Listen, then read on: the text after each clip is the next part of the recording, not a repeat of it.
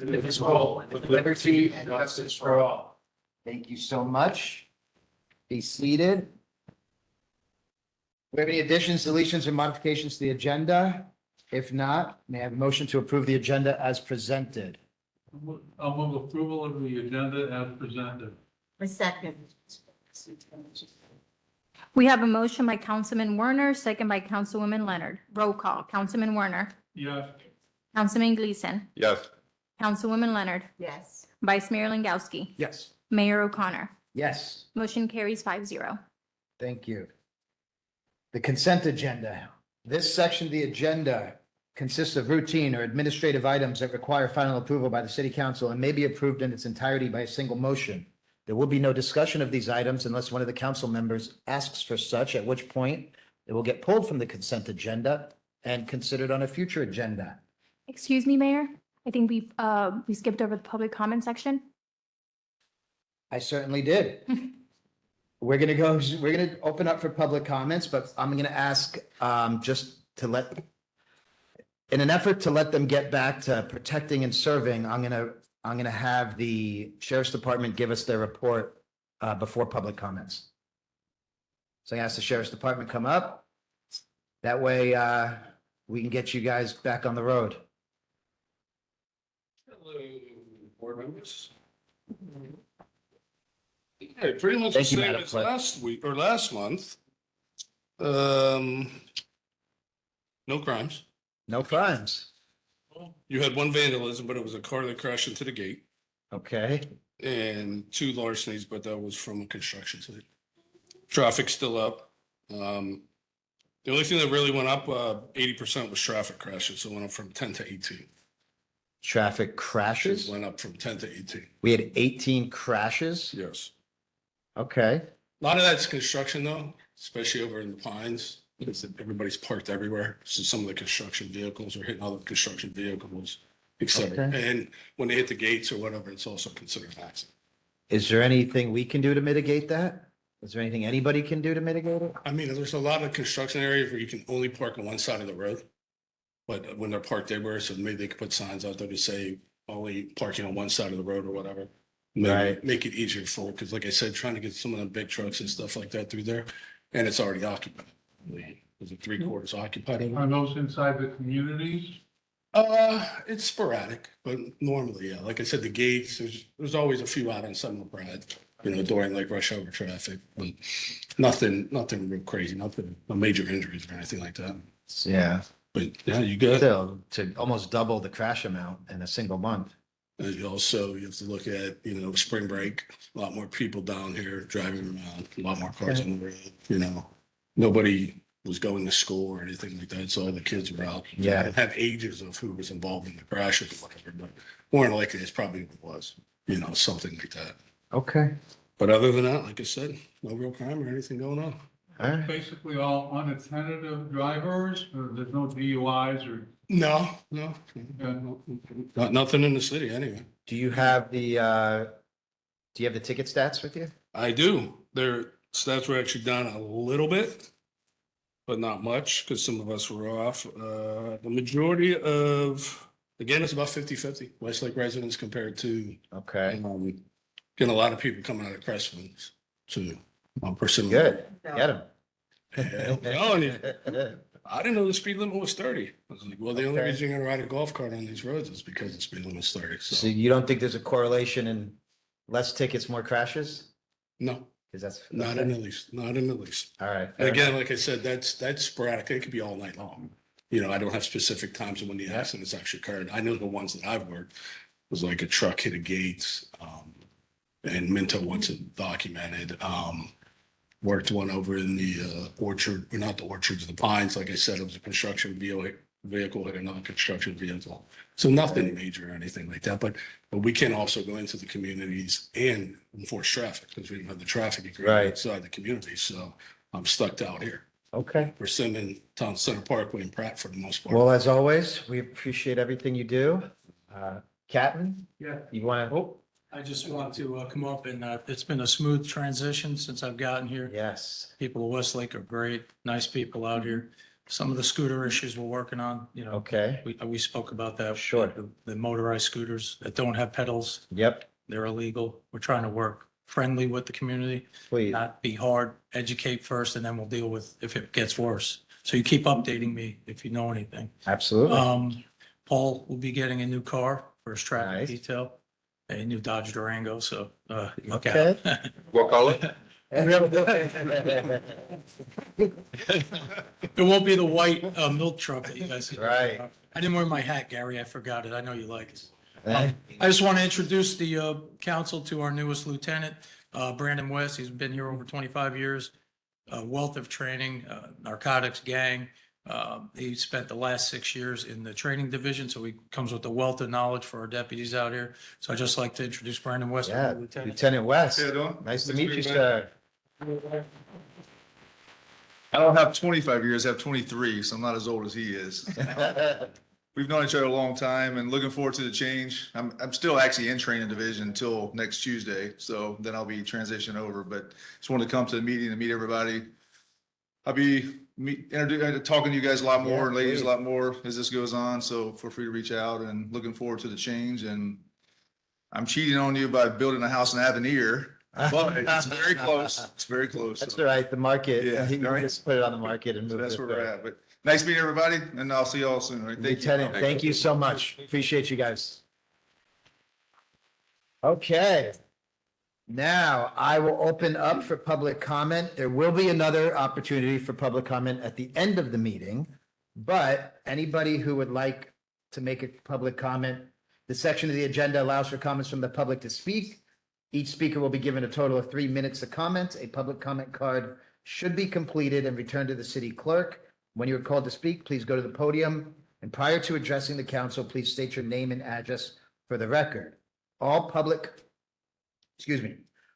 comments will be noted and may receive a response. Any follow-up will be handled by staff at a later time. Do we have any public comments? None, I bet, right? We have quite a few, Mayor. Okay, so we can start. Mr. Farber? St. Armand's Way. What do you got for us, Bobby Farber? 29 St. Armand's Way. You know the meeting can't start without me coming up. What do you have for us? All right, so my street lighting again. Last year at this time, we had 72 lights out or color defects. As of last night, we have 7. There is some issues on the west side, so but those issues are being worked on. I'm well aware of them. I'm happy to say, Gary, that I was able to introduce STID and FPL. I have put them together to collectively come up with a plan. I had the pleasure of seeing the prints. I know exactly what the problem is. I know what they want to work on, but it's kind of a county issue. So they've grouped together and they're working on the county to get this resolved. And I think there's going to be, movement moving from here on. We're talking about street lights on Seminole Pratt. 78 lights on Seminole Pratt Whitney. And it really was over something that was just kind of ridiculous. What are the cliff notes, if you don't mind? The cliff notes are, they've run all the conduits north and south. There are some that cross east and west. They need county's permission to do it. FPL was holding on to that, but Zane had a great solution to that problem. And I saw it, and I believe they're getting together. I hope they use that, or at least push the county to speed this up. Once those north-south issues are taken care of, most of the infrastructure is already in. They've run everything, and it's pretty simple. And I think everybody wants those lights to go in. And, lastly, I also pressured Sid to take care of the roundabout, the one that everyone crashes into.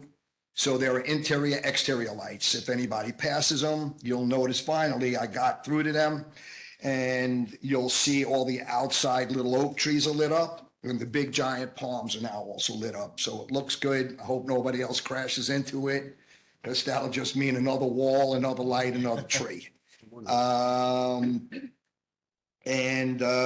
I think we're good. All right, so that's this month's report. Thank you. Let's move on to the next public comment. We have a public comment card from Ms. Stormy Bittman.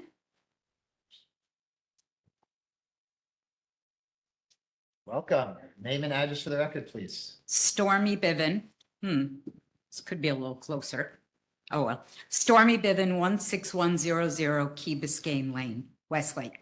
I'm actually here this evening not as a resident of Westlake, but as a member of the Wellington Garden Club. I came before this council in November of 2024, presenting that the Wellington Garden Club was offering to fund a Blue Star Memorial in our new civic park. I know that project has been delayed. At the time, the memorial costs $2,350. I have been successful in getting it to roll over to another year's budget, which is just beginning for 26, 27. It now is approximately $300 more. We're still willing to foot the entire bill, but we are looking to the council, of course, for installation and perpetual maintenance and a little bit of red, white, and blue flowers around it. My question is, do we have an update on the status of the park? The last I heard is maybe we'll have some grass by July. Yeah, we should have grass by July because the intention is still to have Fourth Fest in that park. I will say that the legislative session, although the session is closed, we're looking for money for Tallahassee to get to the next phase of our park. Right. Our appropriations look like they're okay, but they've extended. There's going to be a special session. They haven't agreed on the budget yet in Tallahassee. So it's still a question mark. And then we still have to survive the governor's veto pen, which we didn't survive last year. So the update is still pending. So if your crystal ball wasn't in the shop, could you possibly, do you feel, I thought we were on solid footing last year and then we got vetoed by the governor. And that only gets us to phase one. yes, So I wish I could tell you something, but I can't. okay. Well, we have 2 years, but at some point, probably they're going to say, if you don't use it, you're going to lose this budget line item. I will keep fighting for it, but I am hopeful Fighting, that and we maybe have could some find forward maybe progress. Perhaps the solution is to find a temporary home for it, and then we can relocate it to the final resting home. We can talk about that, but usually it's a permanent installation. Understood. Yeah, I So- wish we had the park ready to Okay. rock and roll. I'll keep coming back and I asking. would welcome you to. Thank you. Thank you so Appreciate it. much. Next public comment. We have Ms. Marjorie Perry.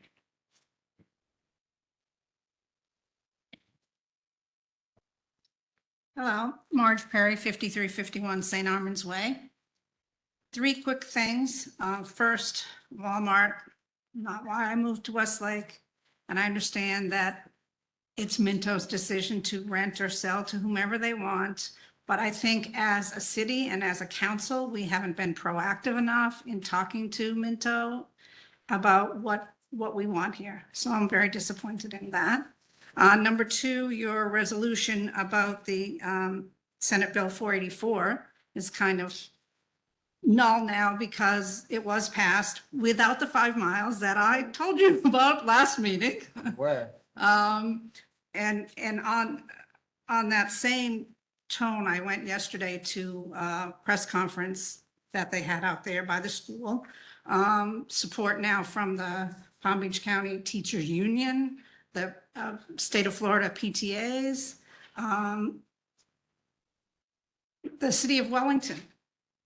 So Why can't we, as a body, send a letter, make a statement to the county before the meeting on April 23rd? Thank you. thank you. Our next comment card would be from Miss Anita Kaplan. I'll reserve until after the meeting. Thank you. Mr. Jim Augustine. August? Thank you. Dr. Rudolph Tim, I'm sorry, but butchering the last name.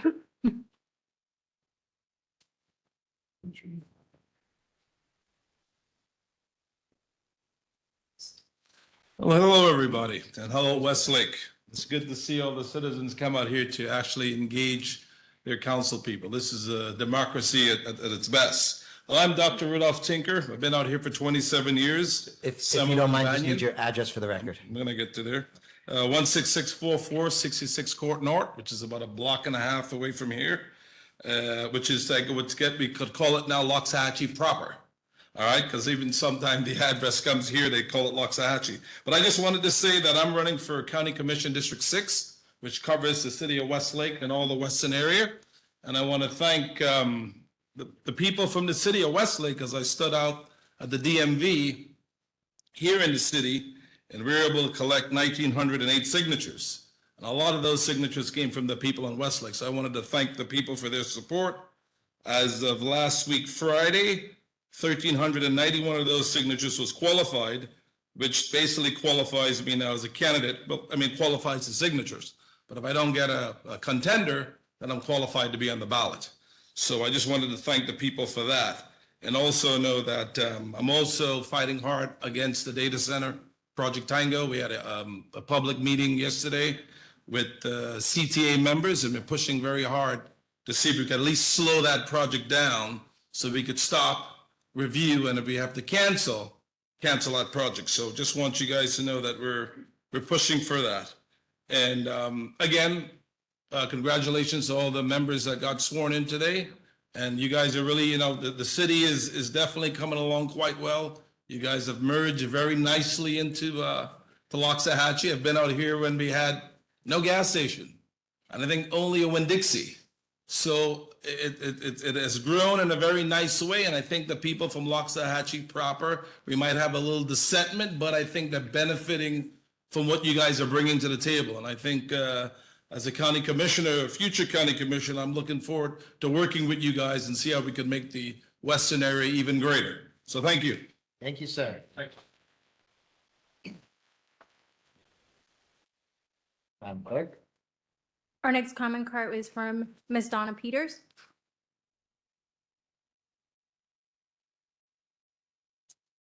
Hello, I'm back again.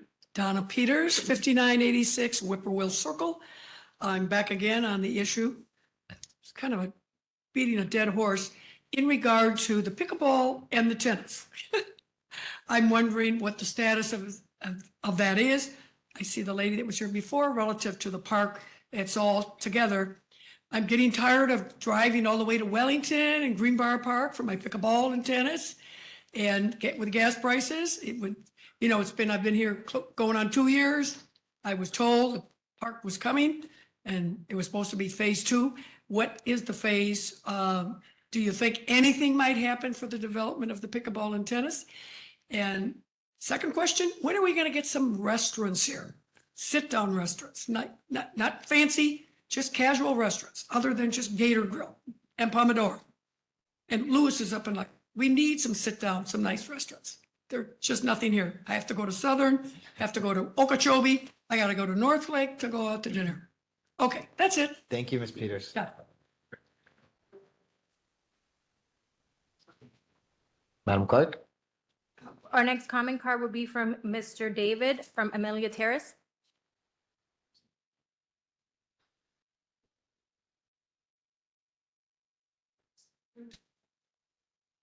First of all, I want to thank you guys and ladies. You do a great job. 15807 Amelia Terrace. I'm not a great public speaker.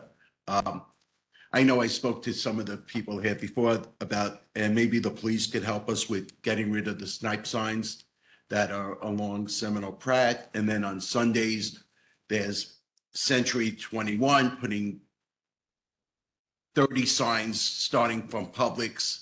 I know it's one day, but you also have companies putting 1-800 junk, 1-800 roofing signs, and I left New York City and maybe we could just start finding them, per sign that they leave.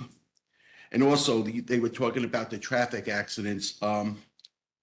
And I realized when I'm coming out of Publix from like Planet Fitness, that light is like so quick, maybe one car could go through. So maybe somebody's trying to get in back, you know, to cross it, so maybe they could increase the time of the light. And, I know some of the accidents, I saw a young lady, texting on her phone the other day, and I honked at her, and she looked like me with a chicken, like I was crazy, and I held up the phone and she put it down, you know, just to show her. But again, thank you, and, maybe we could correct this next time. Thank you. I appreciate Thank you. that. Thank you for your comment. Our last comment card will be from Ms. Sue Doisel.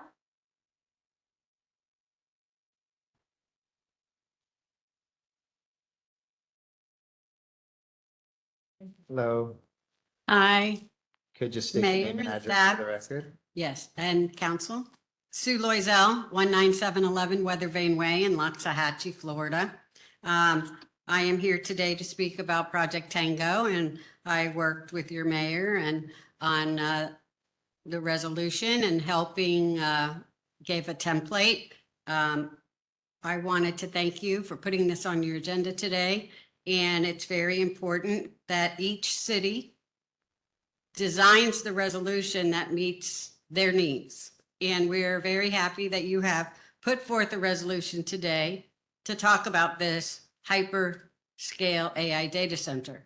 This center can be a detriment and it can be a blessing, but we need to find the right place to put it, not within such a short distance. And we know House Bill 1007 did not pass with the 5 mile and we understand that. But Senate Bill 484 put in a lot of parameters in there, talking about wattage, talking about that. So we really applaud you for supporting what happened with Senate Bill 484.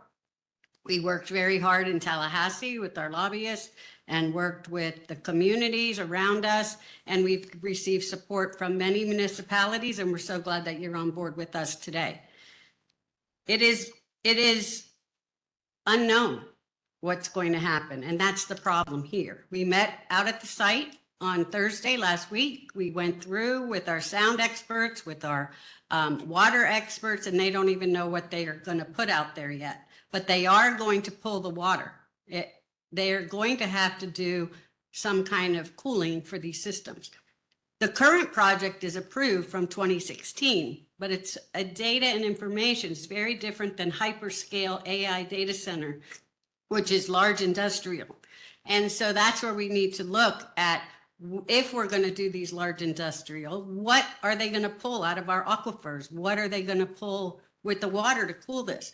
They talked about a cool loop system, a water system, but then that water is going to be contaminated with radiator fluid per se, that we can speak in our terms.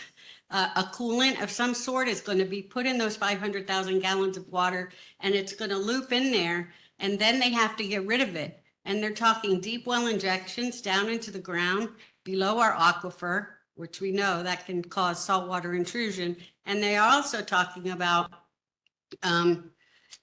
shipping it out and trucking this water out to where? To dump it where? It's contaminated. So we really need to think about that. We really need to think about what are they going to do? And we would like them to know, we would like them to identify exactly what they're putting in before we approve something like this. So we applaud you. Thank you so much. Thank you. Madam Clerk? We have no more comment cards at this time. No more public comment cards. I will allow, if somebody wants to make a comment before we get into the meeting, there will be another opportunity at the end of the meeting. No? Okay, we're gonna keep moving forward then.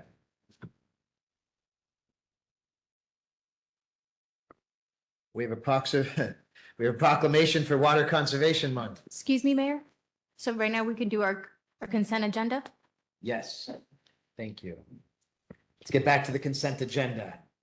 The section of the agenda consists of routine or administrative items that require final approval by the city council and may be approved by its entirety by a single motion. There'll be no discussion of these items unless a council member requests such, in which event the item will be pulled from the consent agenda and considered on a future agenda. May I have a motion to approve the consent agenda? Make a motion to approve the consent agenda as presented. Second. We have a motion by Councilman Gleason, second by Councilman Werner. Roll call. Councilman Gleason. Yes. Councilwoman Leonard. Yes. Vice Mayor Langowski. Yes. Mayor O'Connor. Yes. Councilman Werner. Yeah. Motion carries 5-0.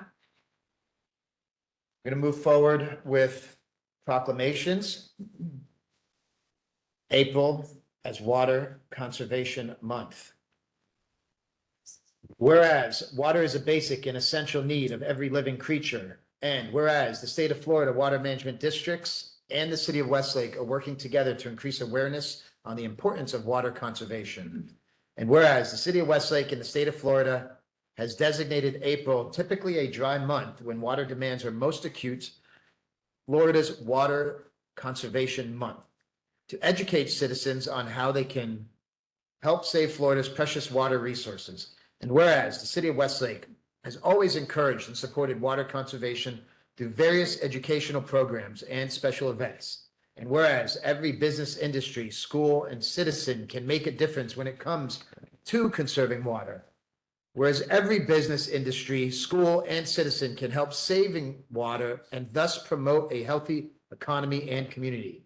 Now, therefore, on behalf of the city council and the people of the city of Westlake, I, John Paul O'Connor, mayor of the city of Westlake, by virtue of the authority vested in me, do hereby officially proclaim and recognize April 2026 as Water Conservation Month. Be it further proclaimed by the city of Westlake that this proclamation is duly sealed, ribboned, and executed by the members of this council. Next, we will read this proclamation, which is declaring April 13th through 20th as National Days of Remembrance.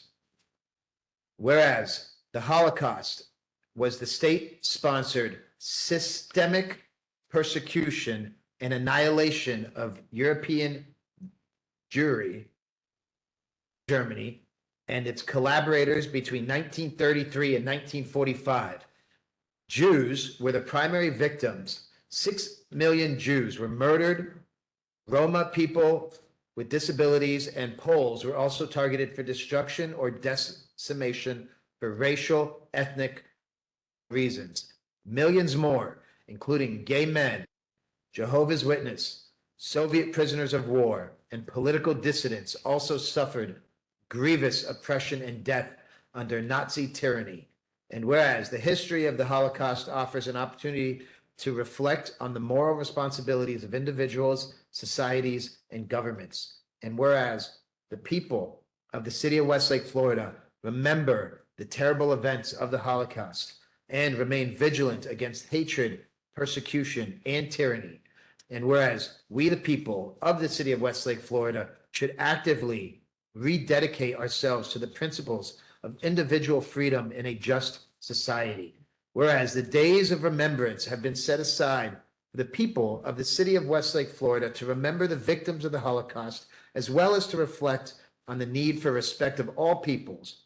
And whereas pursuant to an act of Congress, open parentheses, Public Law 96-388, October 7th, 1980, the United States Holocaust Memorial Council designates the days of remembrance of the victims of the Holocaust to be Monday, April 13th through Monday, April 20th, 2026, including the day of remembrance known as Yom HaShoah, April 14th, 2026. Now, therefore, on behalf of the City Council and the people of the City of Westlake, I, John Paul O'Connor, Mayor of the City of Westlake, do hereby proclaim the week of Monday, April 13th through Monday, April 20th, 26 as Days of Remembrance. In memory of the victims of the Holocaust and in honor of the survivors, as well as the rescuers and liberators, and further proclaim that we as citizens of the city of Westlake, Florida, should work to promote human dignity and confront hate whenever and wherever it occurs. My pleasure. That is a very, very important proclamation. Okay. Moving forward. We have before us SPR 2025-01. The applicant is requesting site plan approval for a 24.29 acre site for a proposed retail center known as Walmart Super Center. The proposed development includes a 188,779 189,000 square foot retail building, so almost 189,000 square foot retail building, and approximately a 1,618 square foot convenience store with 10 fuel pumps for a total building area of approximately 190,397 square feet. The applicant is also requesting 3 waivers.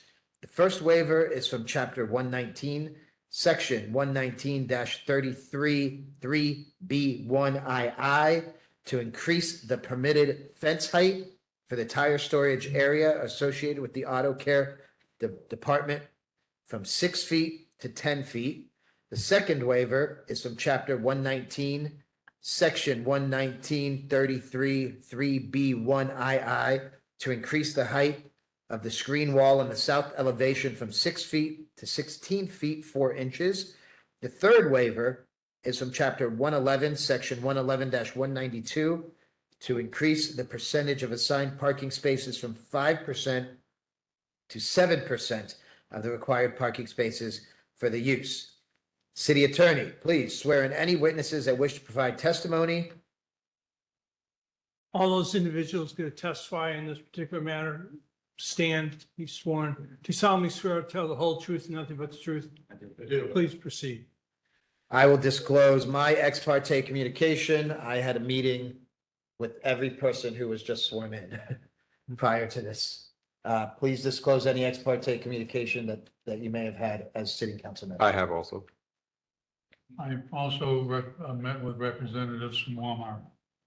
I met with Don Herring. I met with Don Herring. Excellent. May we have the staff presentation? Yes, thank you, Mayor. Good evening, council members. For the record, Osnia Leon, City Planner for the City of Westlake. Again, before you is application SBR 2025-01. Let's put up PowerPoint. You just did it. It was there. Hold on. Should be I can't finish. still down. The last row. There we go. No. Yeah. Should come up any second.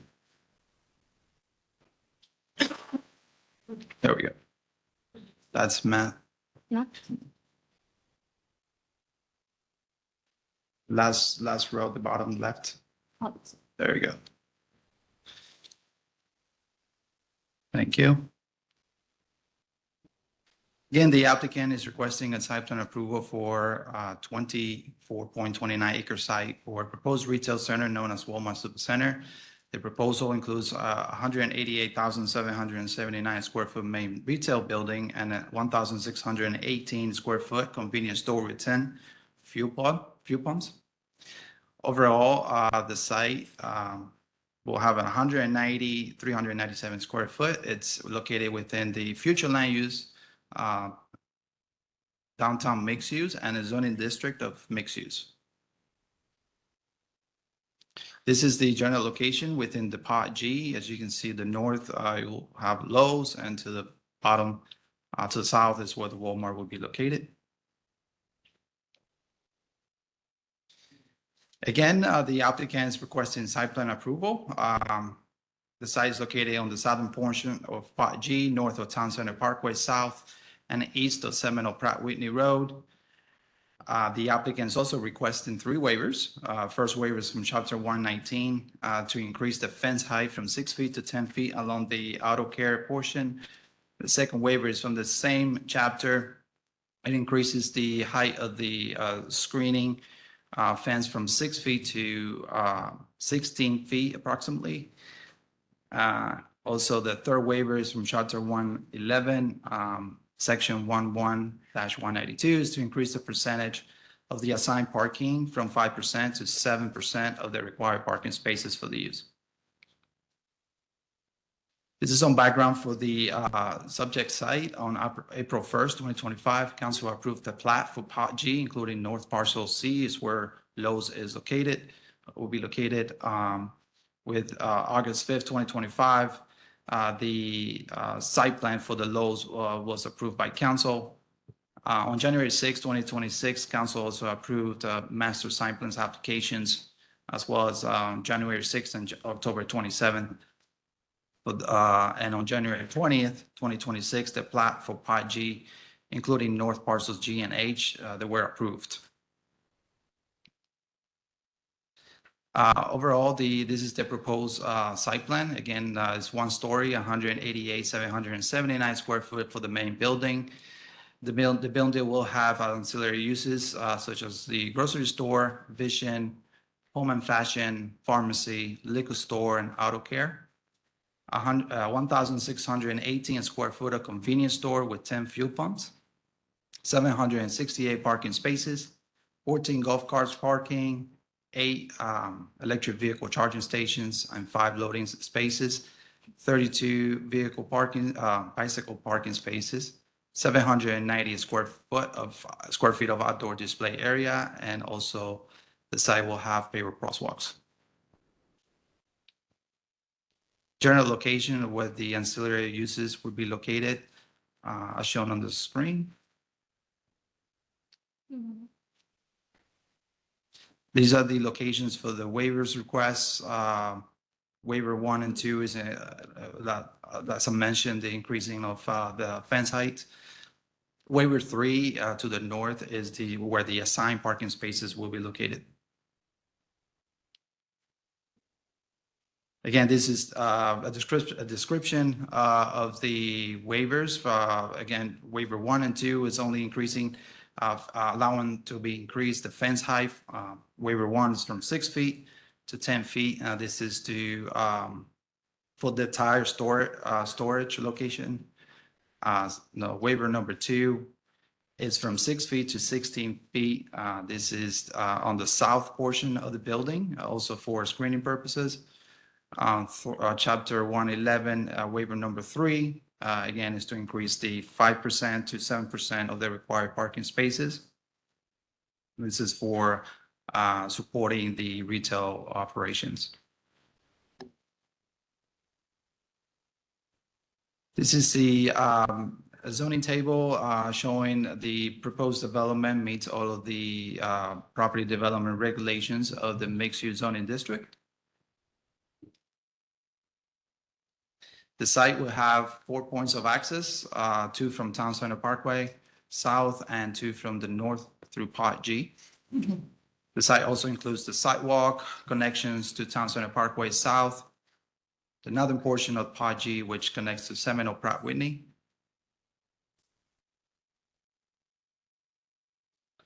Although the code does not formally includes architectural standards, staff worked closely with the applicant to enhance the facade, articulation materials, and visual quality. The proposed design, as going to be shown, reflects significant improvements from the first submittal of the applicant. These are the proposed elevations. That's the front. It's going to be facing east. Rear elevation facing west. The right elevation facing north, and left elevations to the south, facing south. This is the proposed convenience store architectural elevations.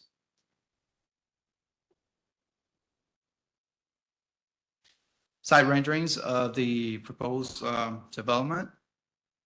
This is the Walmart. Overall, with the parking.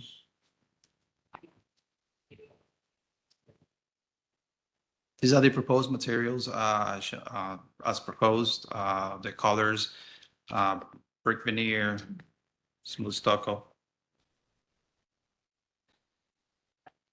The application was reviewed for the landscape plans and also drainage, and meets all of the code requirements. Fire rescue also reviewed the application with no further comments, and traffic was also was addressed and no further comments. And the approved trips is in accordance with the approved trip for the Westlake development order. The Planning and Zoning Engineering Department recommend the following conditions. Applicant shall contribute 1% of the building's construction costs to the cities of Westlake Art Acquisition Fund prior to building permit issuance. Outdoor merchandise display should be limited to the designated display area shown on the approved site plan. Outdoor display areas shall be kept orderly and clean at all times. Merchandise loading, unloading, and staging of activities shall occur only within the designated loading areas, should not obstruct parking spaces, fire lanes, or drive aisles. Prior to the issuance of TCO, CO, the completion of the primary building envelope shell, the subject property should be replatted to ensure the parcel configuration and legal description are consistent with the approved site plan, or the site plan should be revised to reflect the parcel names and boundaries shown on the recorded plat, which site plan revisions can be approved administratively, provided the revisions are limited to changes necessary to achieve consistency with the recorded plat and do not alter the approved site layout, circulation, parking, or building configuration. Any required water management tracts shall be dedicated to the property owners association or appropriate entity. Documentation of foundation and dedication shall be submitted to the city prior to the issuance of TCO, CO, certificate of completion. Condition number 6, the portion of the project devoted exclusively to liquor sales shall be limited to 2,500 square feet unless and until the requested variance for distance separation is approved by the city council, at which time the liquor store may operate in accordance with the approved site plan and variance. And number 6 is reads between 6 months and 1 year following Walmart's opening. An operational analysis should be conducted to evaluate whether the northbound left turn queues are being adequately accommodated. If warranted, coordination should occur with Palm Beach County to implement any necessary intersection or reconfiguration. That concludes staff presentation. I believe the applicant also has a presentation. I'd like to let the applicant present before we get into questions. Everybody okay with that? Fine. Okay. Because I've got plenty of questions, trust me.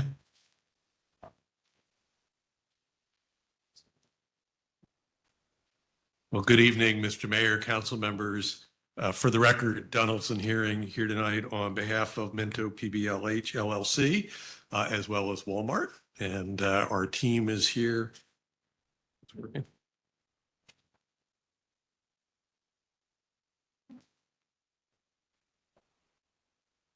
There we go. I was pressing the wrong button. Our team is here and will be happy to answer any of the questions that you have, Mr. Mayor, as well as the rest of the council. With me this evening is Ms. Tara Dewey with Lewis, Longman and Walker, representing Minto PBLH LLC. We also have Mr. McGregor Love here on behalf of Walmart. He's counsel with Walmart. Before I start with my presentation, I think Ms. Dewey would just like to say a word or two. Hello again for the record. I hope everybody can hear me. I know this is far and I look like I'm doing this, but that's okay. Tara Dewey of Lewis, Longman & Walker on behalf of Minto PBLH LLC, owner. First of all, I just want to say it's a pleasure to be before you tonight. We are, as you well know, Walmart is a permitted use in the city, but as a partner with us, it is our pleasure to bring them forward and to see how they have worked so closely with staff and with the city officials to go above and beyond. And I think in the presentation that their staff is going to make to you today, you're going to be blown away by what it is they're bringing to the city. So I just wanted to say on behalf of Minto that we are here in support and are very pleased with what they have done to make this Westlake's Walmart and in the way that all of the partners we've had so far do. And I want to thank you and your staff for all the work that they've done. So that is all we had to say. And I'm here for any questions, but I'll turn it over to the full Walmart team. Thank you. Great. Well, thank you very much, Tara. I appreciate that. Well, thanks for getting that microphone kind of in a better position. And yes, it is our pleasure. We're very, very excited about the project that we're bringing before you tonight. And it's been an absolute wonderful experience dealing with the Walmart team and Walmart personnel. They've been open, they've been there, they work with us. on virtually every single request that we've made. I've been very, very impressed by their organization. I work with a lot of organizations, and I can tell you other national retailers don't have it together like these guys do. They were on the ball, and we're delivering to you what really is a bespoke Westlake Walmart. If you've been to a Walmart before somewhere in the state of Florida, you'll never be in one that's going to be like Westlake, because this is really unique. There are elements that each of the council members have made issues or have been proponents of over the years, that Walmart literally incorporated everything that we asked them to do. And I'll point those out as we go through the presentation. I've been advised by Walmart that there has not been a Walmart built in Palm Beach County for over a decade. I think it's been about 11 years since one has been built. They've totally retooled the way that they're doing business, the way that they're retailing, because they're retailing in a total different era. It's now 2026, and we're continuing to move on exponentially with what we're doing here in our country. So super excited. Let me walk you through our presentation. The site, as you're aware, as was pointed out by your staff, is located in the downtown mixed-use land use, and it's located in the mixed-use zoning district. Why is that important? Because under your code, the proposed use, the retail use that's proposed, is a permitted use by right, fully allowed. We're not asking for a conditional use approval or a special exception. It's permitted by your code. And as your staff pointed out to you earlier, the application meets all the technical requirements of not only your comprehensive plan, but your code, and even Palm Beach County has issued traffic performance standard, TPS approval, concurrency approval for the site. And so that's why it's so important to understand what that map is. The site itself, you're well aware of it. This is a fairly recent aerial, but it's located west of Seminole Pratt Whitney. It's south of Town Center Parkway North, and it's just immediately north of Town Center Parkway South. And then the canal that's located along the western boundary is Seminole Improvement District's M2 Canal. Now, these two roads happen to be very, very important, and they're very, very important to Minto as well, because those two roads are the gateway to Westlake West. You all have been worked with us on some of the code amendments for Westlake West, and so there is very, very important. And so they were intimately involved from the very beginning in the discussions, first with Lowe's and then with Walmart, in terms of delivering not only a quality project, but a quality project that fits in with the scheme and the fabric of what we have here on the west side of Seminole Pratt Whitney, which will be very different from what ultimately occurs on the east side of Seminole Pratt Whitney. We call this Town Center West. Town Center East will be something that will be much different than what you're seeing here. That's very clearly by design, by the planning of Minto and our team. Here's a site. The site is designated on the most current kind of overall graphic plan showing everything in Westlake that's been built to date. So you see the site there west of Seminole Pratt, immediately north of Publix and the James Business Park and Westlake Landings, which is a little further to the west. Let me talk a little bit about access. So we spent a lot of time in designing everything on the west side here, Westlake Landings, Publix, and Walmart and Lowe's. And the inner circulation between properties consistent with the provisions in your comprehensive plan that promote and encourage mobility. We've got multiple points of ingress and egress from Town Center Parkway north all the way through to Town Center Parkway South. These access locations have been coordinated with the properties to the south. And many of you probably have seen the new access point that has been constructed on Seminole Pratt Whitney, kind of mid-block between Town Center Parkway North and South. And that's a new road. It will be what we call a northbound directional left in, as well as a new right turn lane in. Again, just providing additional mobility and accessibility to this particular area of the site. Behind the lakes there, you see we've got what we refer to as the Rural Parkway, which runs along Seminole Pratt Whitney. There's an 80-foot green area that will be maintained, then the lake areas. And then the other green area that you see is future development.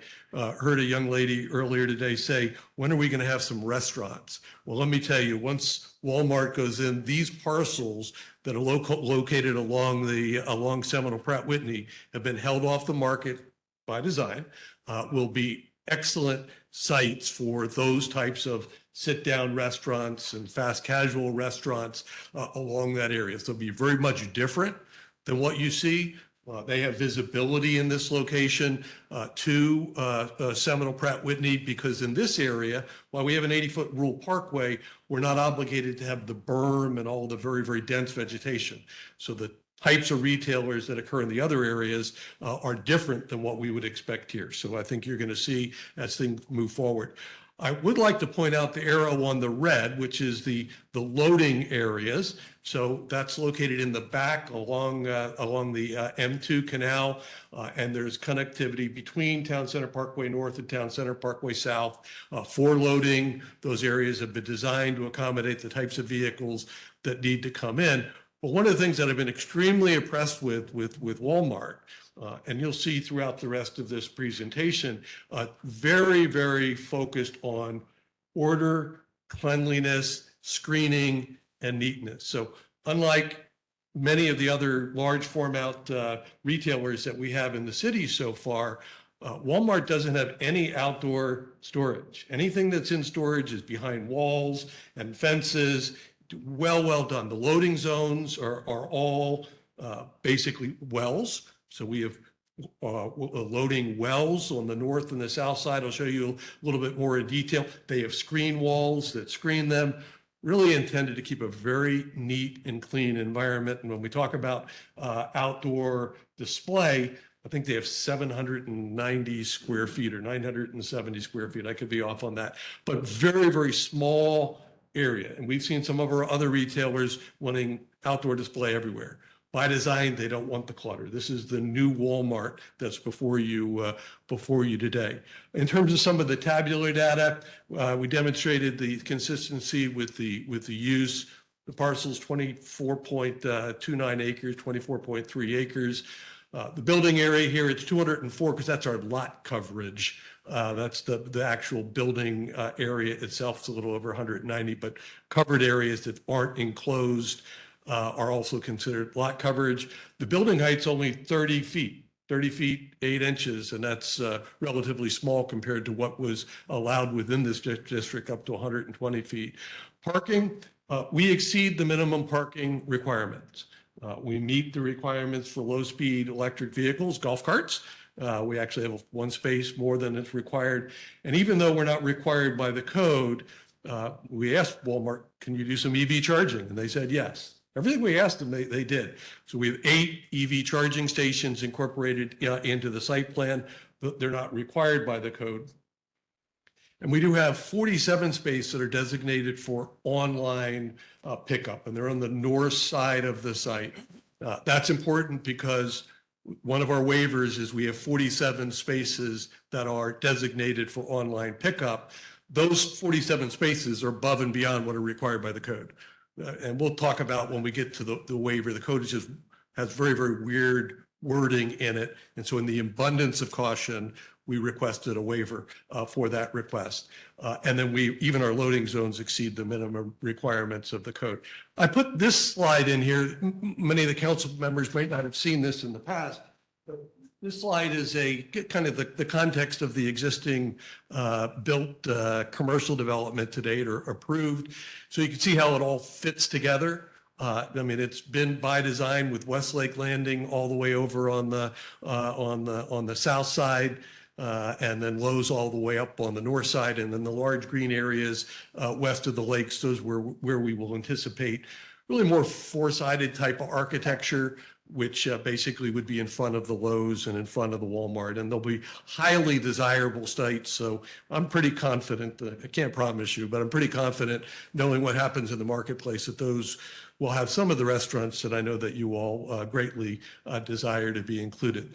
The building itself, as with the Lowe's, is about 1,000 feet back from Seminole Pratt Whitney, which is well set back. The gas station is a little bit closer, about 450 feet. Just kind of walking you around the site, I'll start up at the northwest corner. That is where we have online pickup and delivery. And that is if you want to place an order and just for your groceries or anything at Walmart, you can just pull up there. They'll actually bring it out to you if you'd like, where you could walk right on in. They'll give it to you. So if you're working or working late and you need to pick some things up for groceries, you can just make a call or do it online on your phone and pick it up. So great benefit to the community that's new. That's certainly a 2026 type of an element.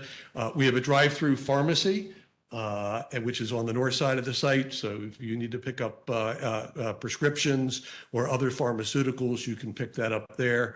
The package store, which is wine and spirits, that's what their sign says, wine and spirits. I think that has a nice ring to it, is on the very north corner of the building.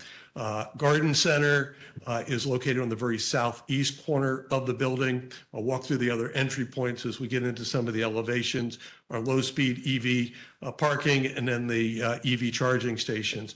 On the extreme southwest corner is where we have automotive, and there'll actually be a pedestrian access, for automotive supplies. We have 3 bay doors for automotive repair, whether that's tires or other automotive services. The tire storage, and I pointed this out just because this is tucked back in, and they literally put a notch in the building so that it would be screened and out of the way. So that's new tire storage in that area, and then the loading areas, again, tucked into the building with screen walls. Very, very well done from a design perspective. So, and then of course the landscaping. And I think I've mentioned this to a couple of the council members, and I personally designed the landscaping. I can tell you that they've been held or have done the same level of landscape standard as we did at Publix and we did at Westlake Landing. The quality of the materials, all very, very well done. Again, these 2 roads, Town Center Parkway North and Town Center Parkway South, are very important to Minto. So a lot of attention was given to the streetscape and how that would look. The main drive aisles are all lined with royal palms, just like through Publix. We did that for a reason. We want people to be able to see where they're going. It's somewhat of a wayfinding of where those major drive aisles are. And then certainly a lot of shade in the parking areas.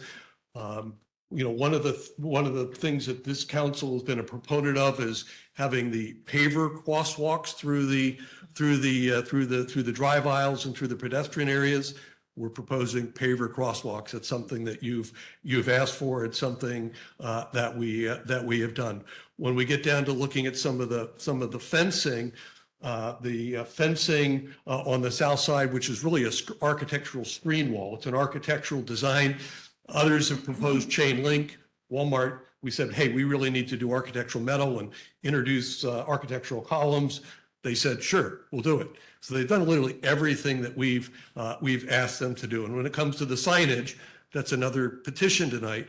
All of their letters are channel letters, right? So, they literally have tried to step to the plate and do what we wanted for Westlake, something we would expect in Westlake. They do not do that in every municipality, but that's what they're doing here in the city of Westlake. The gas station, very, very nice, very simple. And, I've been reading up on this and I didn't know that much, but I understand that their quality of their gas is like exceptional. My brother will drive 5 miles for good quality gas, so I know out of the way. But their gas quality is very, very good, as well as the products that they have in this convenience store. But also members, and I understand all you do is sign up, 10 cents a gallon discount. So the price of gas going up, I would see that as being something that would be very, very positive for our residents. And you can see lots of green space around there. There's lots of green space, a lot of landscaping around there. And there was never an effort to try to squeeze as much as we can into a 5-pound bag. We've really tried to do a very, very nice job. And a few things that we've learned, and we'll talk about this, and perhaps McGregor will as well when we talk a little bit more about security. But the modern Walmart store, and do your own research, but the modern Walmart stores, the ones that are coming out, again, they've built very, very few over the last decade. I understand that there's 2 or 3 that they have built in the state up in the Panhandle, but they're very nicely designed, right? Target obviously is one of those that retailers that came in with the nice, clean, orderly stores, and everyone's trying to emulate. Well, they're keeping up with the competition. The stores are open. They're lit with large lines of sight. They're designed literally from a septet perspective from the inside out so that you can see what's going on. They use an extensive amount of AI and data-driven decision-making. There are cameras not only in the parking lots, but in the building so that they really know how to address and deal with their issues of risk. And then more importantly, on the new modern Walmarts is they really do maintain a very clean environment. We've not come in here with outdoor storage all across the front, as we've seen others do. And the outdoor display is just over by the garden area and is limited to less than 1,000 square feet. So they really have stepped it up, and I'm sure many of you have done your research as well. I'll run through the elevations. The building, as you know, is a big building. We have tried to architecturally break up the building. You'll see a lot of movement in the parapet, a lot more than you saw in Lowe's, a lot more in Tractor Supply, where different elements break the upper plane of the roof. I'll walk you through that. This is the south elevation of the building.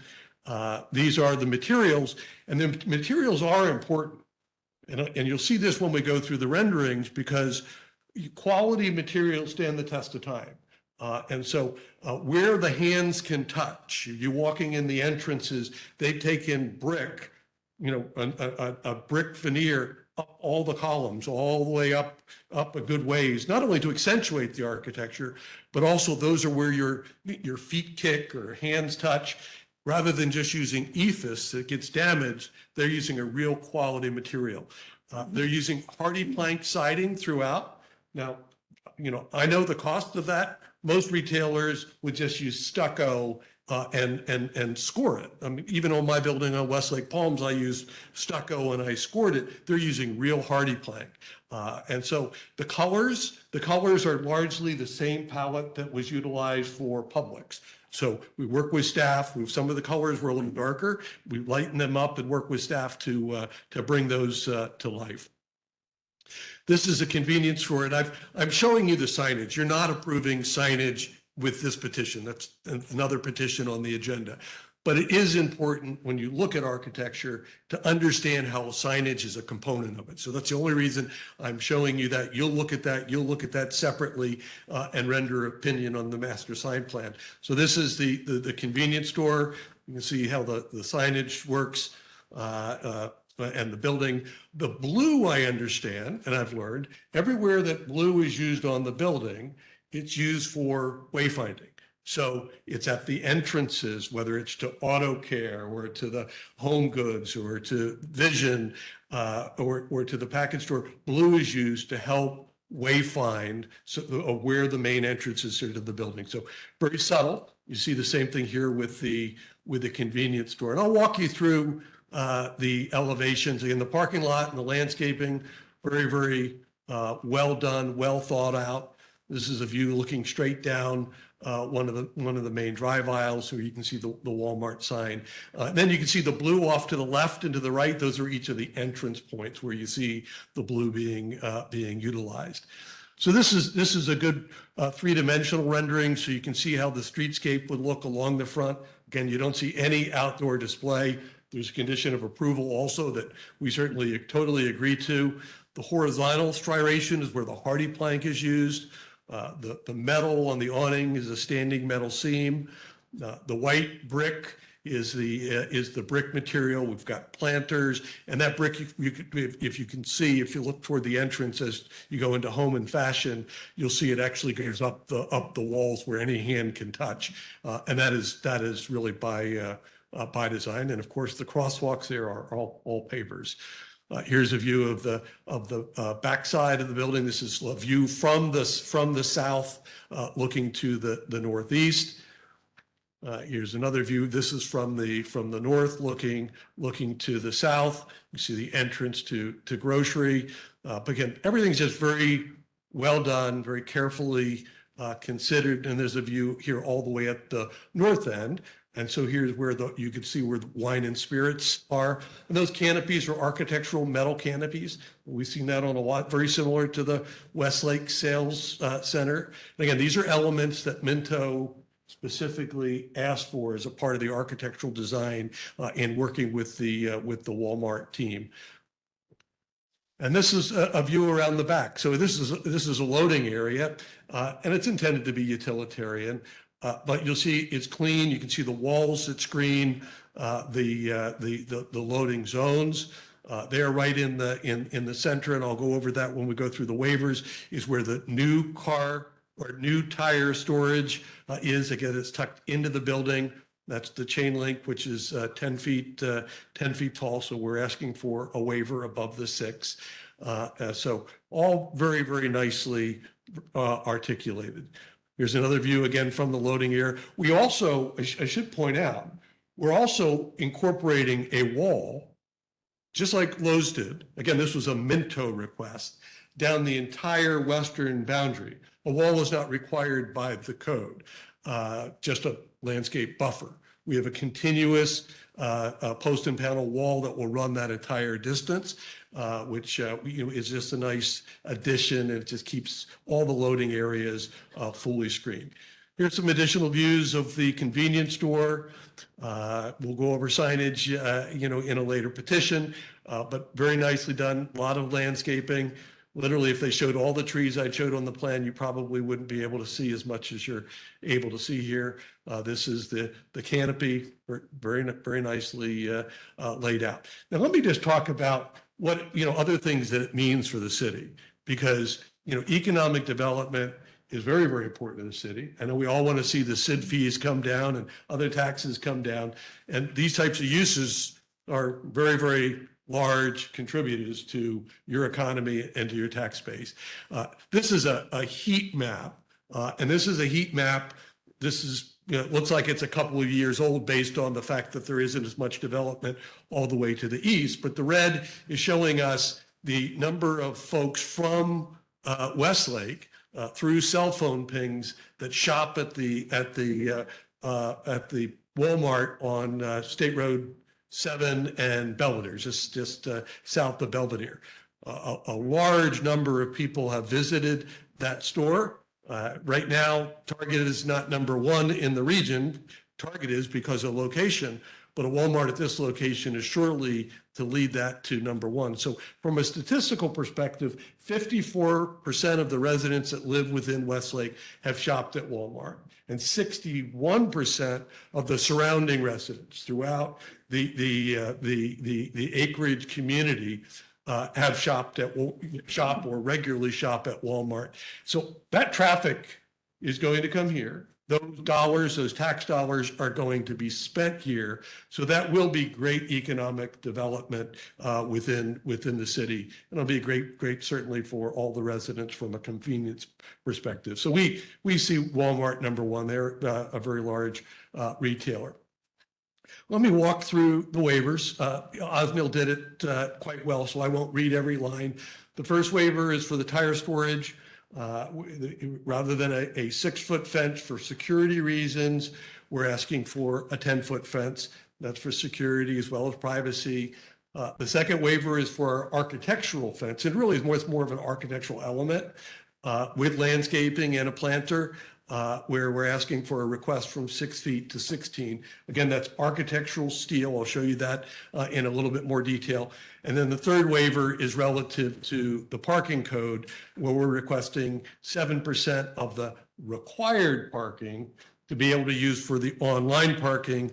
And again, as I noted, we're not using a single required parking space to do that. Those are in excess of your code. So this is just the wording of your code not being as clear as it can be. First, dealing with the tire storage, this is a view looking from the south to the north. So the tire area, as I pointed out in the earlier slides, is tucked back in to the building. And it's tucked back in that area. So that's where that is. That's a 10-foot fence. There's lots of landscaping on this side. All that's pulled away. And so we're asking for a 4-foot deviation for that particular fence. And then the second fence is this architectural fence. So it's architectural metal, and there's a planter with landscaping and architectural columns all throughout. So we really did step it up. I mean, others have done just chain link. Walmart really did do what we asked them to do, and we're very pleased with that. As it relates to the online parking spaces, 47 space, your code, the way it is written in the context of your code, is intended to regulate and ensure an adequate supply of parking. So when you read the code in context with the code, that's basically what you would determine. There is nothing that really talks about having parking that's above the code requirement, but there is a provision. Again, we think when you read it in context with the entire code, it's really intended to regulate adequate supply, which we exceed the supply. But in the abundance of caution, we're asking for a waiver for that. That's the easiest way to do that. So 32 spaces would be 5%. We're reserving 47. They're all up out of the way. They're not convenient spaces. They're really the only in the area where somebody's going to be using online. It's not the parking that's in the front.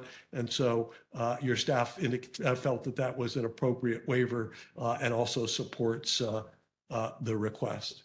So lots of updates to the architecture as a part of our request. I mean, every single little red item that you see there, all of those are additional things that we did above and beyond even what Minto asked for. What Walmart did above and beyond what Minto did, and basically in working with your staff, really appreciate their willingness to work with our team.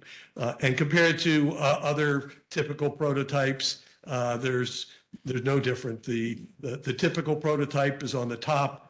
You see very little variation. On the bottom, you see all the articulation that we're doing. So this is clearly for Walmart and Councilman Lukowski. We even had them add the white cornice across the top of all of the parapets, which was something, again, things that we learned from other petitions that you said, we've asked Walmart and they said yes. So normally we have to, struggle a little bit to get that. So really, really excited that we're there. And I can skip by all of those things. Yeah, I don't need to go through all that. That's just, all right. So before I conclude, just want to remind everybody that this is a use by right, and your staff has determined that we meet every requirement of your code. The application has been reviewed by your staff and determined to be consistent with your comprehensive plan, with your land development code, with the zoning regulations, and Palm Beach County has issued traffic performance standard approval, concurrency approval for the request. We are in agreement with the conditions of approval. Before I conclude, I know that McGregor is going to come up and talk a little bit about one additional condition that we're going to proffer for the record, and the waiver requests are appropriate. So McGregor, do you want to come up and offer that for the record? Sure. Good evening. Don't worry, my presentation is only slightly more detailed than Dom's. It shouldn't be here for too long. So for the record, McGregor Love, 215 North Eola Drive. I'm from Orlando. I'm an outsider here, so I have an outsider's perspective. You got a special city. And I kind of picked up on that when I was talking to you, up here, in Mayor O'Connor and, the commissioners here. I picked up on that this is a special place. You want to protect it. And I think that nobody is more has a more credible position than Don and Tara to say that this has been designed as a sort of a Westlake Walmart. And, you know, so I won't go into the details about the site plan, why it meets the criteria, why it's designed to the city. But another issue that came up on some of our conversations was that a very high standard for safety of your citizens, which is completely understandable. And you're currently at an excellent position with the amount of crime you have in the city, which is, as we heard today, 0 crimes, some accidents, but 0 crimes. So in considering this, Walmart has sort of an internal policy for opening stores where it has sort of an asset and risk assessment procedure in place. And we sort of discussed this. And what we did is we put together language for a condition that's voluntary, that sort of binds Walmart to take, implement this asset protection scheme on the property. And I'll read it for the record. We have also sent it to Ms. Burgess, so she has the exact copy of what was sent over. But for your consideration, it reads as follows. So once operational, the applicant shall implement a site-specific security and asset protection program for the project. Such program shall be developed and administered by the applicant's security and asset protection teams, utilizing store-specific operational data as it becomes available. The security program will include an on-site asset protection personnel to provide entrance and exit monitoring and coordination protocols with local law enforcement. The applicant shall monitor store conditions and maintain the ability to adjust security measures, including the addition of supplemental resources, such as private security or off-duty law enforcement, if warranted based on evolving conditions and risk assessments. So that is the proposed condition. It's of course open for comments or questions. I would just close by saying, I don't think that I've ever been in a Walmart like this will look. This is, and I'm not in-house at Walmart, but I have worked with them all around the state.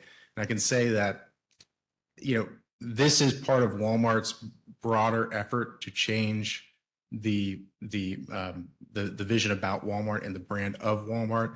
And this city is kind of on the cusp of that. I also almost forgot to introduce Mr.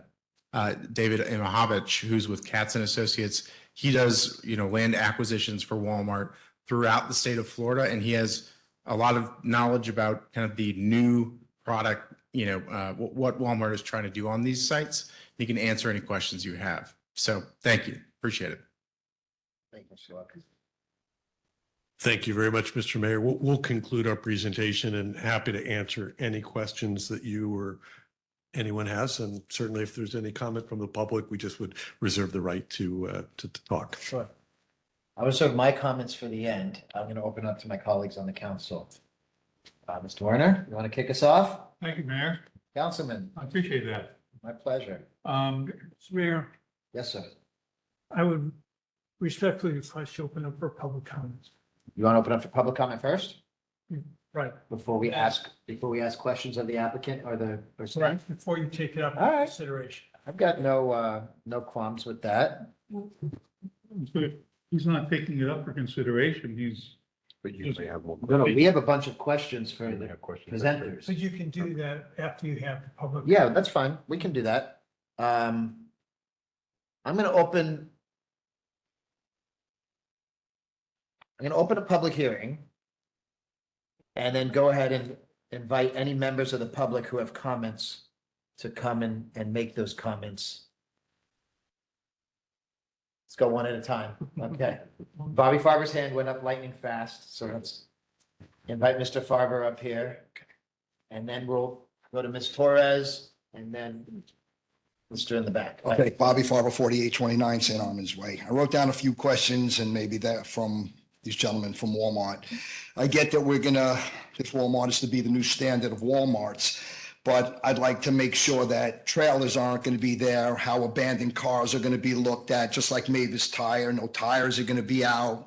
It's going to be 24 hours as I understand it, so it's not going to be 24 hours. Okay, so then no cars parked overnight with inside. I thought there was an ordinance here that allowed for 24 hours, so. Security, I think they mentioned it, PBSO or private. I'd like to know how they're gonna clean the parking lot. Is that by machine or hand? How often are shopping carts gonna be collected? What are the hours of the auto and tire? And I did look up what this CPTED is, crime prevention through environmental design. I'd like them to maybe elaborate a little bit more as to what that exactly means. And I don't know if anyone mentioned it, but what's the percentage of the handicap parking that will also be inside that parking lot? So, that's a lot. I think a lot of the people here would probably want to know quite a bit of, the answer to some of that stuff. I'll get those answers for you. Ms. Torres? Hi, Alicia Torres, 5847 Whippoorwill Circle. I also write a local blog called the Westlake Wanderer. I had a similar question to Bobby about kind of the overnight RV parking and if that would be allowed. I was curious if there's an estimate to how many jobs this will bring to the community, and if so, how many of those, what percentage would be full-time positions?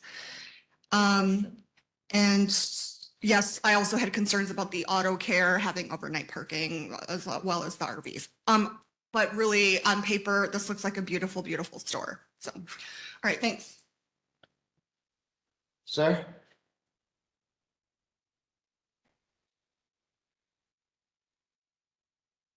Good evening, ladies and gentlemen. My name is Jim August.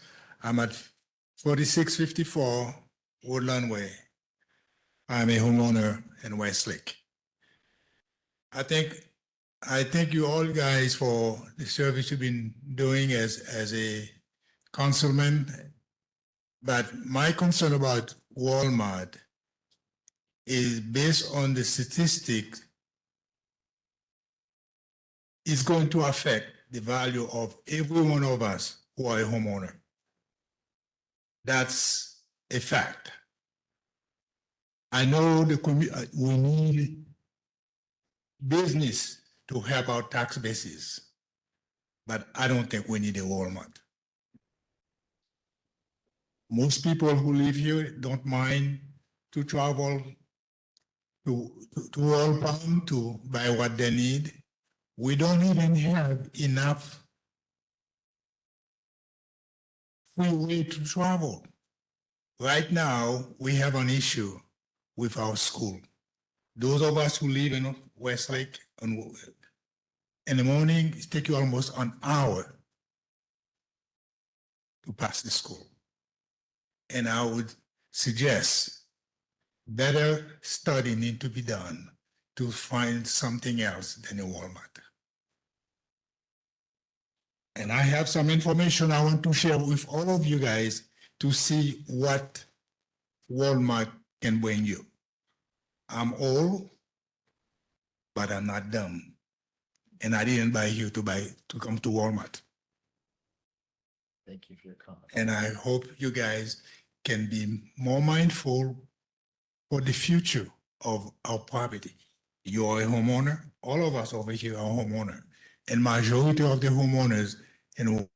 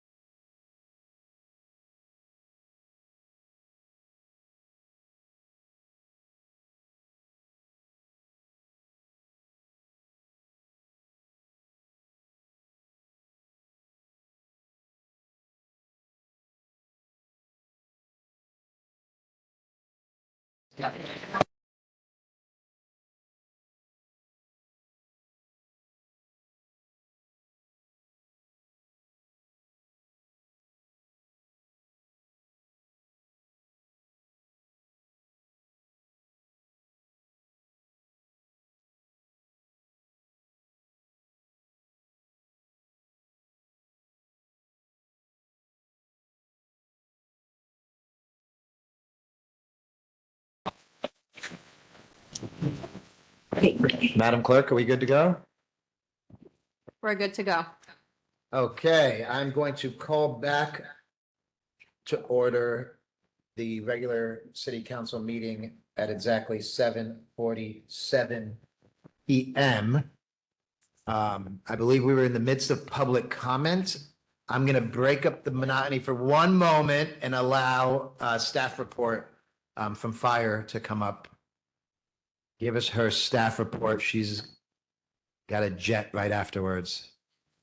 Thank you for the intermission. I appreciate it. Good evening, everybody. I wanted to start by thanking the council and the city for allowing us to have the Fire Chiefs Association of Palm Beach County's monthly luncheon here last month here in March. It was awesome. It was very nicely done, and there was a lot of compliments to your beautiful city. So thank you very much for allowing us to do that. Cool. Also, the city seal stickers are done.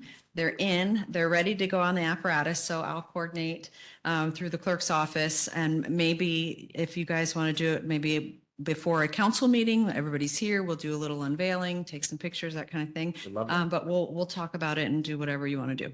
Thank you. Okay. It's exciting. It is exciting. They look nice too, so it'll look good. For March, the call volume was 85 calls or 85 emergency responses in the city of Westlake. 46 of those were medical, 20 were different types of alarms, fire alarm or carbon monoxide alarm. We had 11 vehicle accidents, 6 investigations, 1 fire, and 1 interfacility transport, which would be from the freestanding to an admitting hospital. So that's what that one was. The average dispatch handling time was 46 seconds. The average turnout time was 44 seconds. Average travel time, 4 minutes and 41 seconds for a total overall response time of 6 minutes and 11 seconds. So pretty good. Yeah. Pretty good. Yes. Any questions? Any questions for the chief? Good job. Just thank you for all you do always. Thank you. I appreciate it. It's my pleasure. Thank you. Thank you so much. All right. Back to the nitty gritty here. Who had their hand up? Yes, sir. Thank you, chief. Hi, gentlemen, ladies. My name is Lee Kaplan, 15817 Key Biscayne Lane. Someone alluded to it earlier. My biggest concern about the Walmart is traffic. Someone spoke about how many of us Westlakeans venture elsewhere to shop at Walmart and the like. And the question is, and I'm sure Walmart is keenly aware of this, how many people will come from elsewhere to shop at this Walmart? Those who live here in our community are keenly aware that Seminole Pratt Whitney is the only northwest way into and out of our city. Someone spoke earlier about the short cycle of the light at Persimmon and Seminole Pratt Whitney. You get one car through. Why? Because it's time to let more traffic come up and down Seminole Pratt Whitney at the time when there's more traffic there. What will happen when Walmart shows up? And then on top of that, what will happen when school's in session, or we should probably say letting out would be the worst case scenario, and people are trying to come and go up and down our only northwest corridor to shop at these wonderful stores that are going to be put in. Was there any kind of traffic study whatsoever done to see what impact it would have on the traffic? Because that is probably going to be a bigger problem than most people realize. And once it's there, it'll be too late. It seems to be a way that things are done in the state of Florida, as I'm coming to find out. First, developers build, they put in shops, they put in communities, they put in a whole bunch of houses, and then they go, oh my gosh, look at all the cars we have. Where in the heck are we going to put them all? I don't know if anyone can respond to my question about traffic studies, but you would think and hope that traffic studies was part of what went into this planning and what impact it would really have on Westlake as a city. Thank you for your time. I will ask the question of the developer specifically. Thank you. Do we have any more public comments? I'm going to go back there first, and then we're going to come to you, young lady.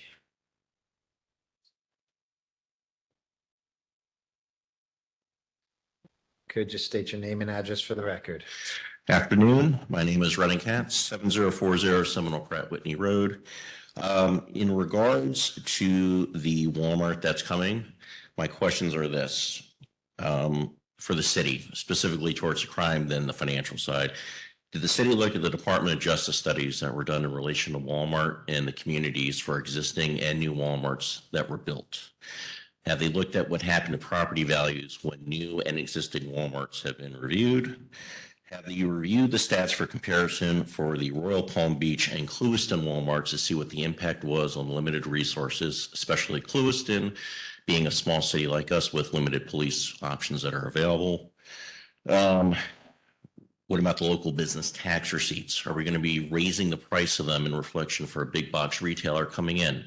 Tires, gas, square footage, pharmacy, sitting areas.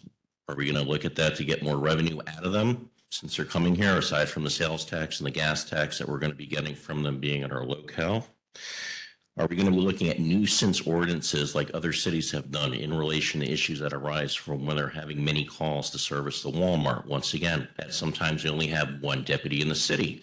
If they have to respond to a petty theft there, we're going to have to depend on a deputy coming from one of the surrounding districts. That could be 8 minutes because there's only 2 ways in and out of the city. That's a long time to wait, especially if there's a violent domestic. And if there's a big issue going on at Walmart and there's only 2 deputies and they respond there, once again, we're going to have a longer wait time for a deputy to respond to a call in the city because they're tied up at Walmart. Are we looking into requiring the store to have a detail like other cities have in the state of Florida from open to close to address the crime, or put a substation in like they have had to do in other areas in the country when required, or had to do due to the nuisance that have occurred? Has a traffic study been done to look at the traffic that will come from Belglade, Pahokee, South Bay, Waxahachie, Westlake, Arden, Palm Beach Gardens, and Royal Palm Beach for the store? Our roads aren't designed for that traffic. I've been out here since 2010. Look at the nightmare that happened in Northlake and Seminole Pratt Whitney. Afterthoughts. It takes an hour now to get through Northlake. What's going to happen here when that store opens up and we have all that traffic coming? Environmental studies. We have a gas station going next to a water supply. There's the traffic study and the environmental study for that in relation to any environmental impacts and runoff. What's the plan for that? Property values, again, are going to possibly decline. There are many studies from the Realtors Association showing that it could be between 1 and 6% for Walmart when they open. That affects property values. Property tax values lower, less money for the city. Are we going to make it up through Walmart? And then what about us if we go to sell? And the other question I have is, why did Walmart not originally go to Southern and Seminole like they were originally thinking? Thank you. Thank you. Thanks. Please.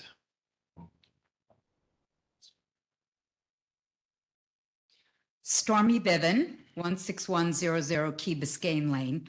Thank you for the young lady thing. The plans that you all showed look wonderful. The elevations are very attractive. My focus is on the landscaping. With all of the new projects that we have, Publix and all of the other retail operations, when trees, plants, shrubs, flowers, etc., are installed, when they are new, they look beautiful. They enhance the sites. My question is about a long-term plan for maintaining the beauty of that landscaping. I probably shop mostly in the 441 Southern 441 corridor. I lived in Wellington for 21 years prior to coming to Westlake. I have noticed over the years at many of those shopping centers the decline in the landscaping, in the medians, etc. That would be a shame if we let that happen in Westlake. So my hope is that we have a long-term plan requiring maintenance so that it stays beautiful, and that we're also incorporating more native trees in our plans because they are more conducive to living well in our climate. So I don't know what the plan is, but I ask you to consider that and to keep Westlake beautiful. Thank you. Thank you, Ms. Bevan. Any other public comments?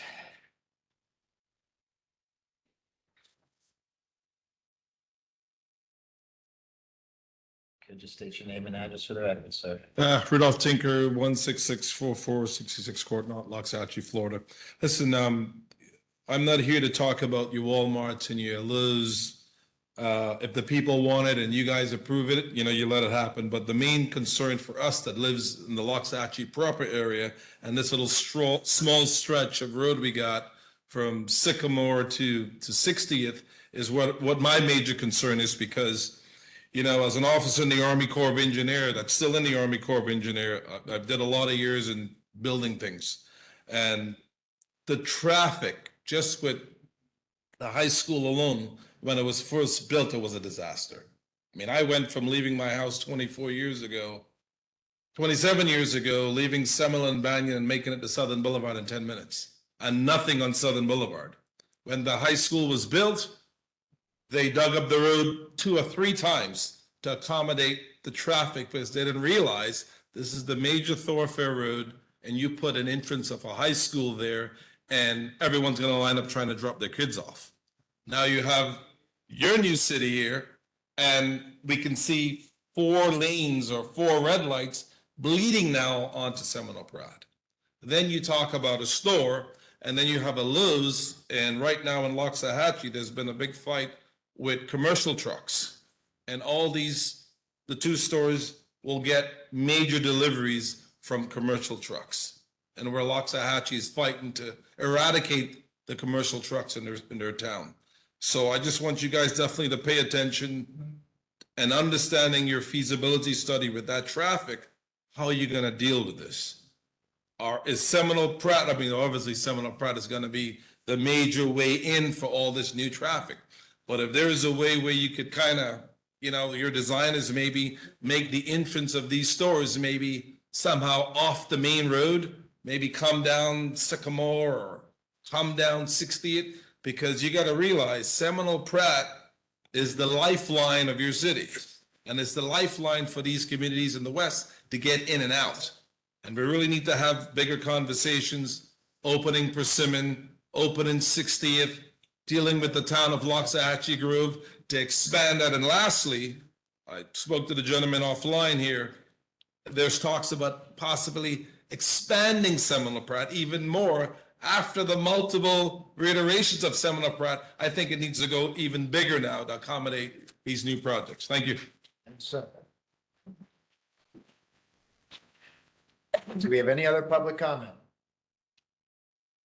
Going once? No? Okay. Questions for Thank you. both staff and the applicant? Okay, I'll try to keep them organized. That was Mr. Werner. Question for the applicant. What are your proposed hours of operation? And are you willing to get a condition of approval limiting you to what I believe the hours of operation will be, or assuming they are not 24 hours? Mayor, may I ask a point of order? Sure. I think we reserved a few minutes to respond to public comment before we got into engaging in a conversation with you. Would you like us to do that in advance? I was going to incorporate all of the public comments questions into my questions if they don't get answered organically. Okay, we just had a couple of table setting that we wanted to do in advance, but it's your preference. I'm happy to allow it if you want to adjust some of the public's comments, if it's okay with you, Mr. Werner. And if you can actually, if you have hours of operations on this. We have a list of that we were taking notes, so I think the Walmart team has some things that they can proactively respond to. And then Let's get all the questions out of the way. I think that's wise. So you. Yep. Okay, perfect. Thank you so much. Again, Tara Dewey on behalf of Minto PBLH LLC. And, for the benefit of everybody here, I am land use and legal counsel for Minto. And the approval before you tonight is not the use of a Walmart. The use of a Walmart is permitted by right under the city's code. And for the benefit of the residents in the room, I just felt it's important to sort of lay the legal landscape so they understand the box within which you are working. And as Walmart is Minto's partner here, we want to make it clear that it is a permitted use. So what's before you tonight is the site plan.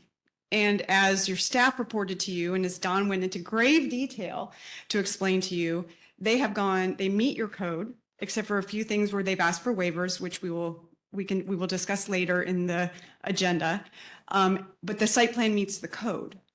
So therefore, the things that we are discussing, which are all, I know Walmart is chomping at the bit to get up here to answer these questions for you, but is above and beyond what is required by the code.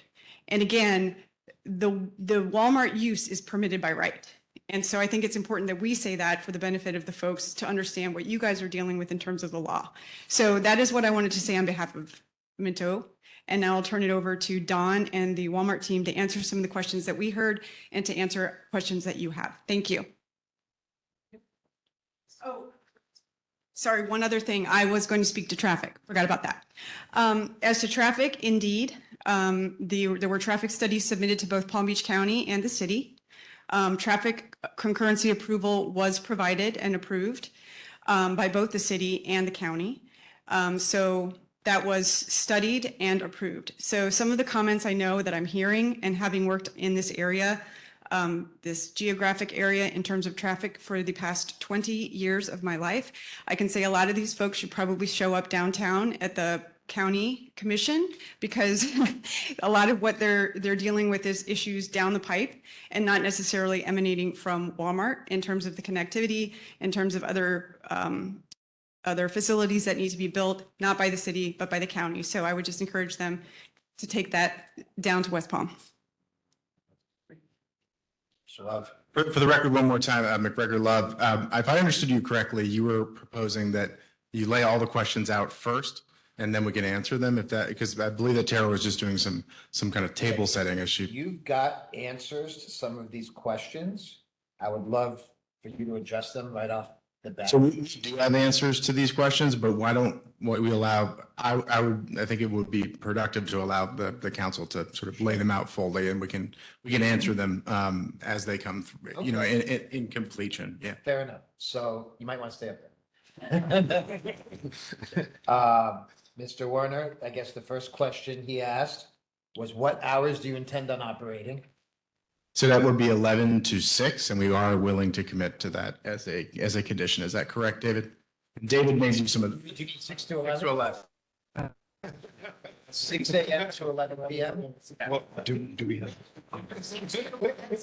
Hours.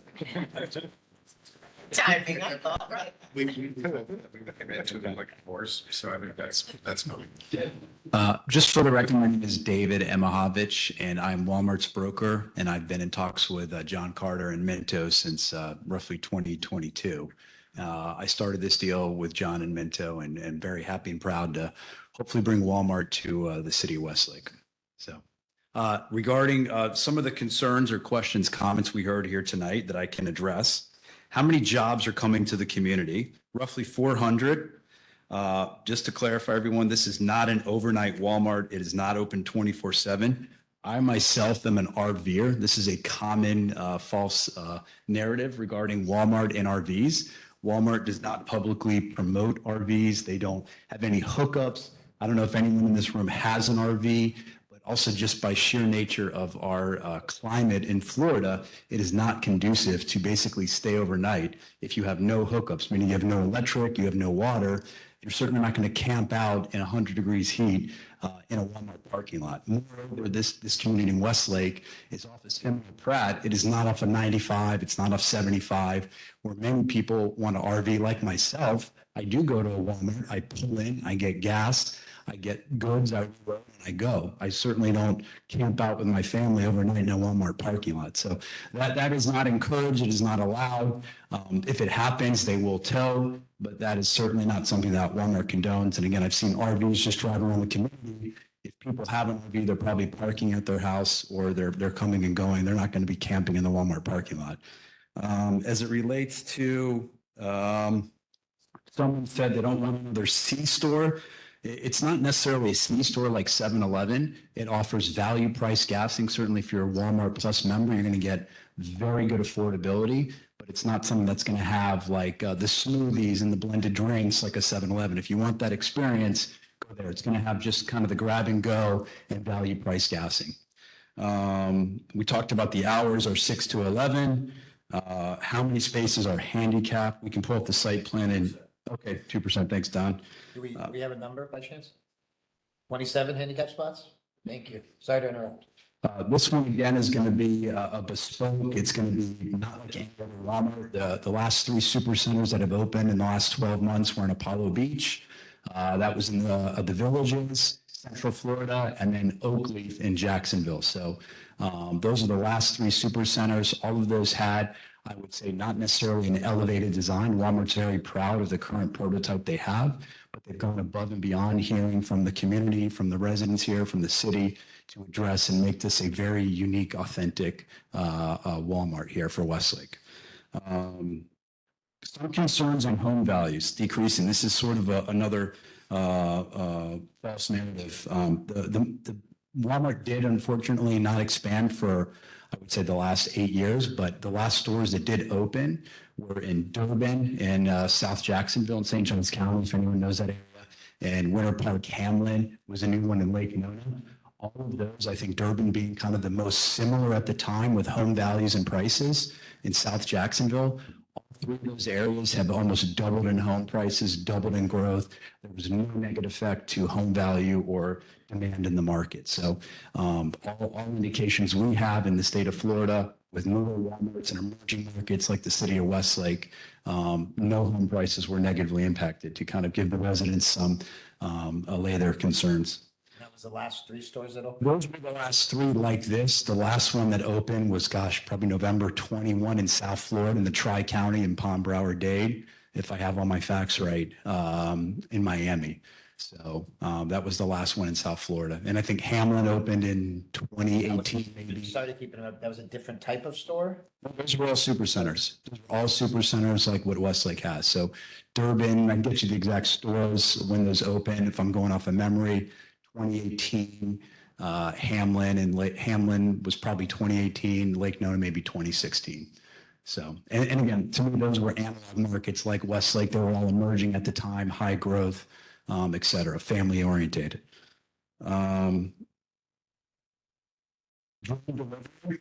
There's no plans for this one, but Walmart's always innovating. So, but that is not my department, but this one doesn't have drone delivery at the current juncture.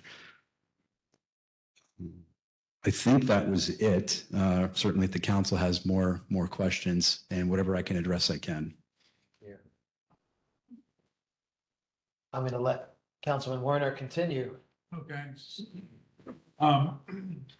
Okay, so based on the 6 a.m. to 11 p.m. hours of operation, I would ask whether the applicant would be willing to get a condition of approval. Stated yes. Yes. Okay. With regards to overnight parking or no overnight parking in the parking lot, would the applicant be willing to, well, this is a question to the applicant and also to our city attorney, whether if there's an overnight parking prohibition, can that be enforced by towing? Yes, sir. Under Florida statutes, private property needs to be posted as a tow zone, and that would be incumbent on the private property owner to enter into an agreement with the tow company to authorize vehicles to be towed that are not allowed on site. Okay, thank you. So part B to that question, would the applicant be willing to agree to a condition of approval for that type of signage? And everything else that would go along with it. So I will say that we're happy to agree to prohibit overnight parking. I can't, I won't get particularly specific about exactly how we enforce that, but you know, if we're allowing overnight parking as a going matter, and we had agreed to that condition, we would be in violation of the condition, so it could be enforced by the city. But yes, we would agree to a condition that would prohibit overnight parking. Okay. You show, Mr. Herring presented, and you show on your site plans that all of the crosswalks shown for pedestrian safety would be pavers and not asphalt with striping. Would you be willing to have a condition added to the approval to that effect, to hold you to? I don't know that it's necessary if it's reflected on the site plan, but if it's shown on the site plan, I believe it's required. No, I understand it's not necessary, but we've run into a problem in the past where our inspectors overlooked and the contractor did it wrong, not to the plan, and then they came back, asked for waivers, and was granted. Understood. Okay. We don't have a problem with it. We can agree to that condition. thank you. Yeah. There's a whole lot of issues around traffic that I want to get to, but I did ask staff to bring the traffic engineer here, which she is, and I'll hold that off to later.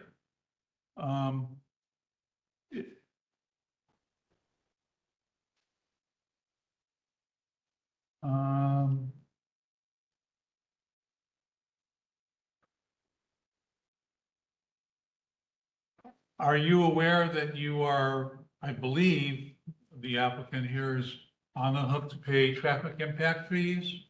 Yes, of course. Who do those get paid to? I believe they would get paid to the county. Is that correct? Yeah. Correct, yeah. Would those? I was worried that was a trick question. I was like, oh man, am I back in law school? Is it likely that those traffic impact fees will be spent here in Westlake because of the impact that you guys are creating? Well, that's now you're really at, see, under statute, there has to be a nexus between those payments and the benefit to the surrounding area. So yes, absolutely. Okay, I think that's a stretch, but you really don't know. Well, under statute, there has to be a rational connection. But I'll ask the same question of our traffic engineer. Hi.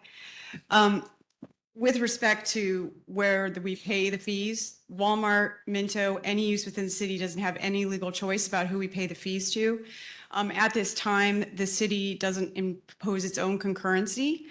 So Palm Beach County maintains that authority across municipalities.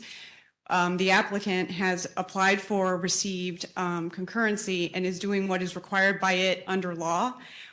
Whether or not that impacts the city, that's frankly a conversation between the city and the county on how those fees are allocated and dealt with, but certainly not a Walmart issue pursuant to its approval. So I just want to step in on that particular point.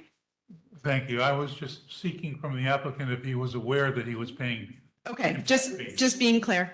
No, I understand that, and there's more to discuss with the our traffic engineer.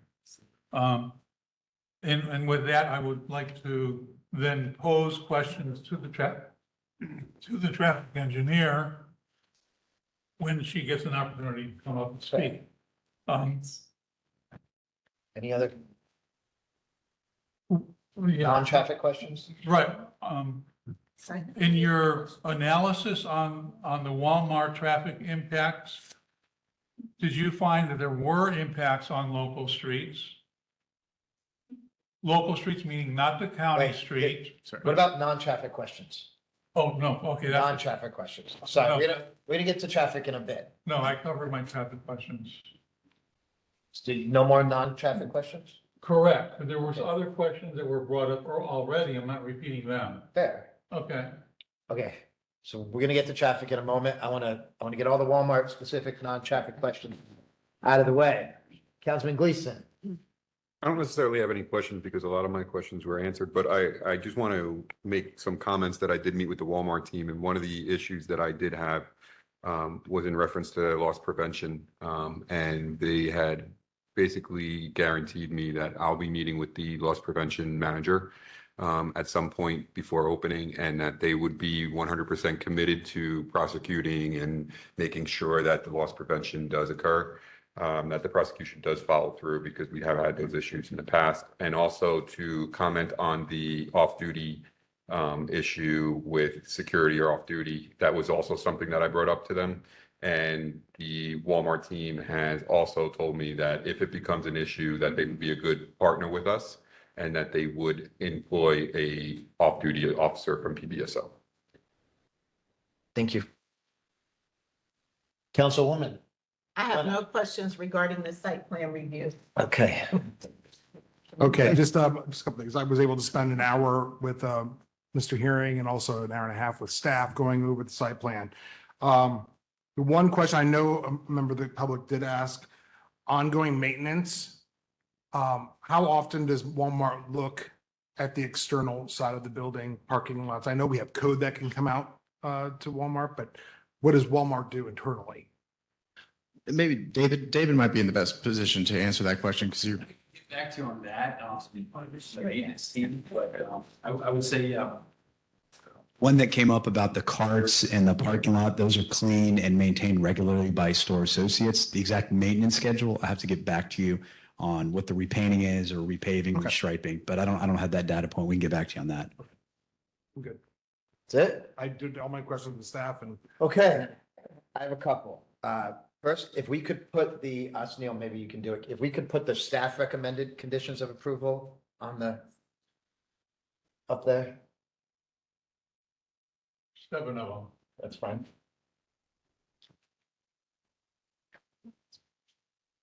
Very nice.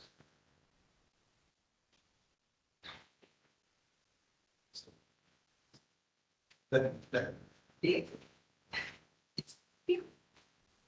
Okay. Oh, go back. Number 3. Outdoor display areas shall be kept orderly and clean at all times. Would the applicant be willing to have that say parking lot and outdoor display areas shall be kept orderly and clean at all times? Yes, we have no objection to that.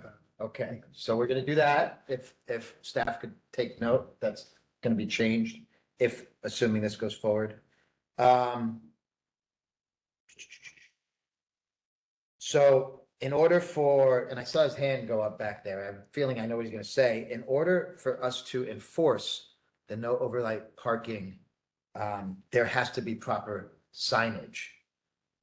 Is there any opposition to having that signage in the parking lot in terms of, you know, loitering and overnight parking and so on and so forth, so that our PBS deputies can do their job? No opposition to that. Okay.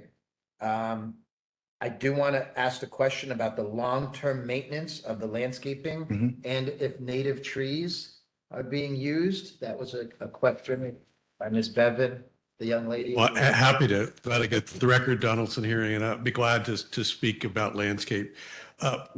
In Westlake, we spend a lot of time in our plant selection to choose plants that we believe can stand the test of time, right? The types of plants that are, you know, not the type that you typically would buy at Home Depot, but things that really can stand the test of time. So there's a extensive use of native plant material, which is required by your code, but we actually try to get the most hardy materials that would last. So the royal palms are natives. There's a lot of oak trees that are natives. There's mahoganies, a lot of stoppers and grasses. But more importantly, I mean, any plant that's in the wrong place is a weed. So, you know, we do have a pretty good idea because we're very intentional to make sure that what is specified in the location it's specified can really do well there. So we know the soils here in Westlake, we know what performs and we know what doesn't perform. So very, very confident, you know, about the landscaping. And then you can see the effort that Seminole Improvement District puts into their landscape maintenance. And ultimately, you know, the city has to maintain that standard too amongst all commercial properties. Because you let any property start to go down, right? They all go down. And I'm totally confident that, you know, the city enforces its rules and its regulations.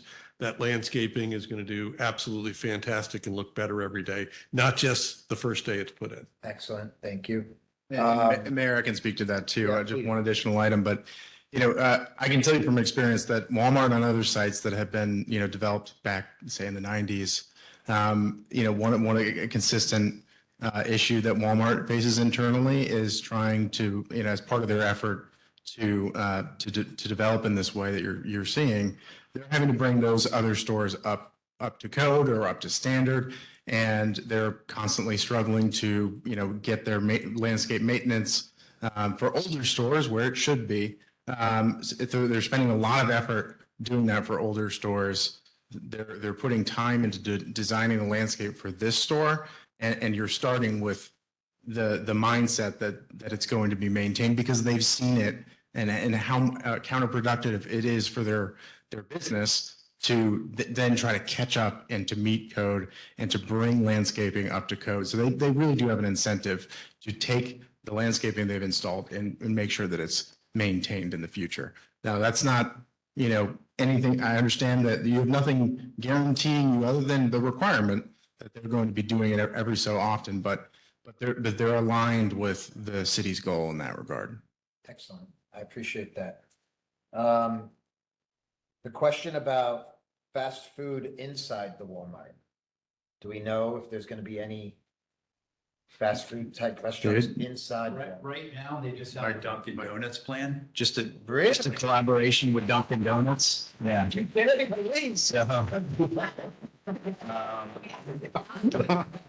that one more time.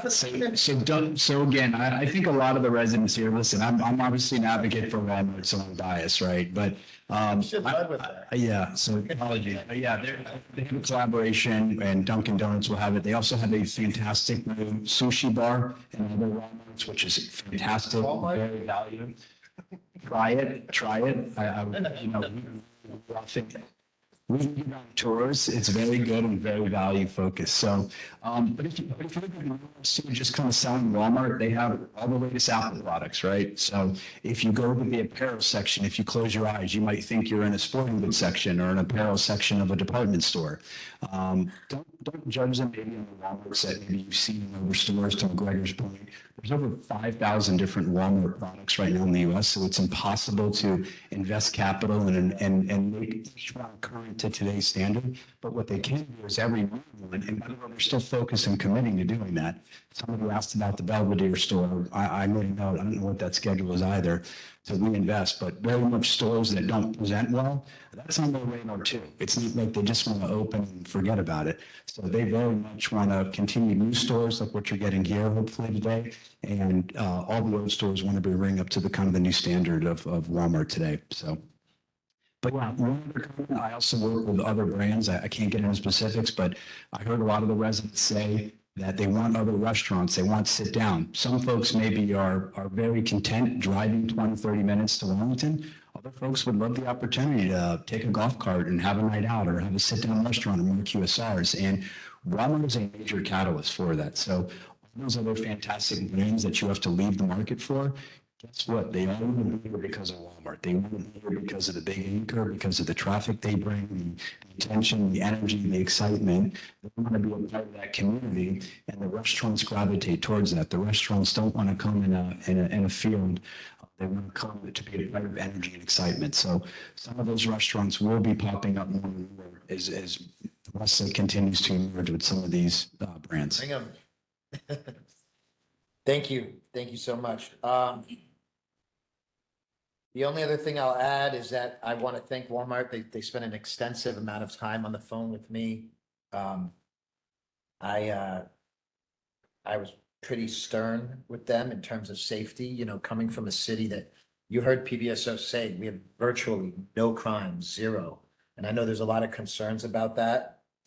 Their self-imposed condition, it's basically their internal policy that they've articulated and are willing to put down on paper for us. I just wanted to say thank you for that. And I think I got every one of the residents' questions that weren't answered. We will move forward with traffic. Thank you, Mayor. That's everyone. Thank you so much. Madam Traffic Engineer. Good afternoon, everyone. My name is Tu Wen. I am serving as the traffic engineer for the city, and I am ready for your questions. Excuse me. Ma'am, Yes, have you been sworn? yes, I have, sir. Thank you for confirming. Okay, thank you.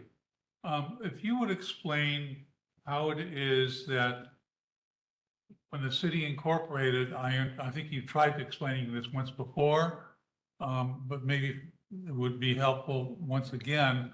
When the city incorporated, there was a maximum threshold of traffic that was established. And as long as developments such as this come in and don't cross that maximum threshold, then they have easy sailing. Is that correct? I wouldn't say particularly easy. I think I work with some of your the commissioners and the mayors and vice mayors before. So we don't go easy on anybody simply because we are responsible for the safety, security, mobility of resident of not just Westlake, but all the neighborhood, all the neighboring cities and county.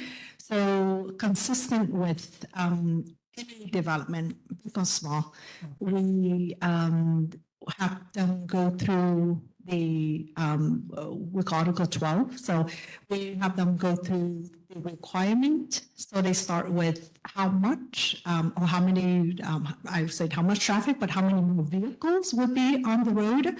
And depending on the magnitude of that, they have to analyze what we call within a radius of influence. So particularly for Walmart, that radius of influence is 3 miles. So they have to analyze every single roadway segment within the 3-mile radius from the front door of Walmart. And I'm going to come right to your question a moment ago, which is what roadway was impacted? So as you can imagine, Seminole Pratt Whitney, 60th, and also Persimmons, those little road that was impacted. So from that, there's, my apologies, I'm like super passionate about this. When I get into the detail, please just forgive me. Essentially what we are saying is what the level of impacts. Are you contributing 1 trip? Are you contributing 400 trip? Are you contributing somewhere in between? So depending on that level, there's a significant test that they have to go through. So any of those segment that is significant, the applicant would then have to take a next step, which is looking at the intersection analyses. And for each of those intersection analyses, they have to prove to us a couple of things. There's several different steps. So first of all, they have to tell us what the existing condition is. We're like, all right, yeah, that's all right, because I just was there, I understand the existing condition. They would then look into when Walmart opened, which is a few years from now, what would the traffic growth gonna be? Next thing that we ask of them is any other development that has been approved within the city or the county in the area really that would ultimately contribute trip, and we call those committed trip.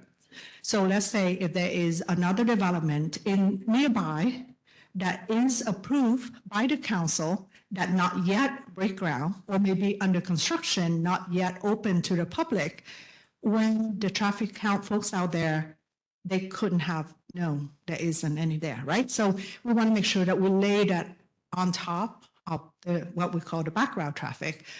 And then we evaluate the condition of the roadway at that point. And then the last step is we said, all right, now you know how many trips at Walmart would be contributed. I need you to lay your data on, please, and tell me what the impact is. So whenever there's an impact, we ask them, okay, what are you going to do about it? So like I said, they would then just say, okay, I'm going to improve that. Nope, there's still extra capacity. I don't have to do that. Or here are some improvements. And they make a long list of improvements that they're going to either do or somebody else already responsible for, because I know earlier some of the resident was saying that, Seminole Pratt Whitney should have been 8-lane, 10-lane, whatever. So realistically, there's some impact that they shouldn't be responsible for, right? So they study all of that and make a long list for us, and the report is quite big. So in general, that's what I had to do. And being as detail oriented as I am, I come through every single line.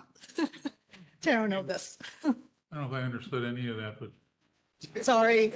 nonetheless, when that ultimate threshold was established, when the city was talking about becoming incorporated, it's based on projections, like a budget. You're projecting what's going to happen with residential density, commercial density, and intensity.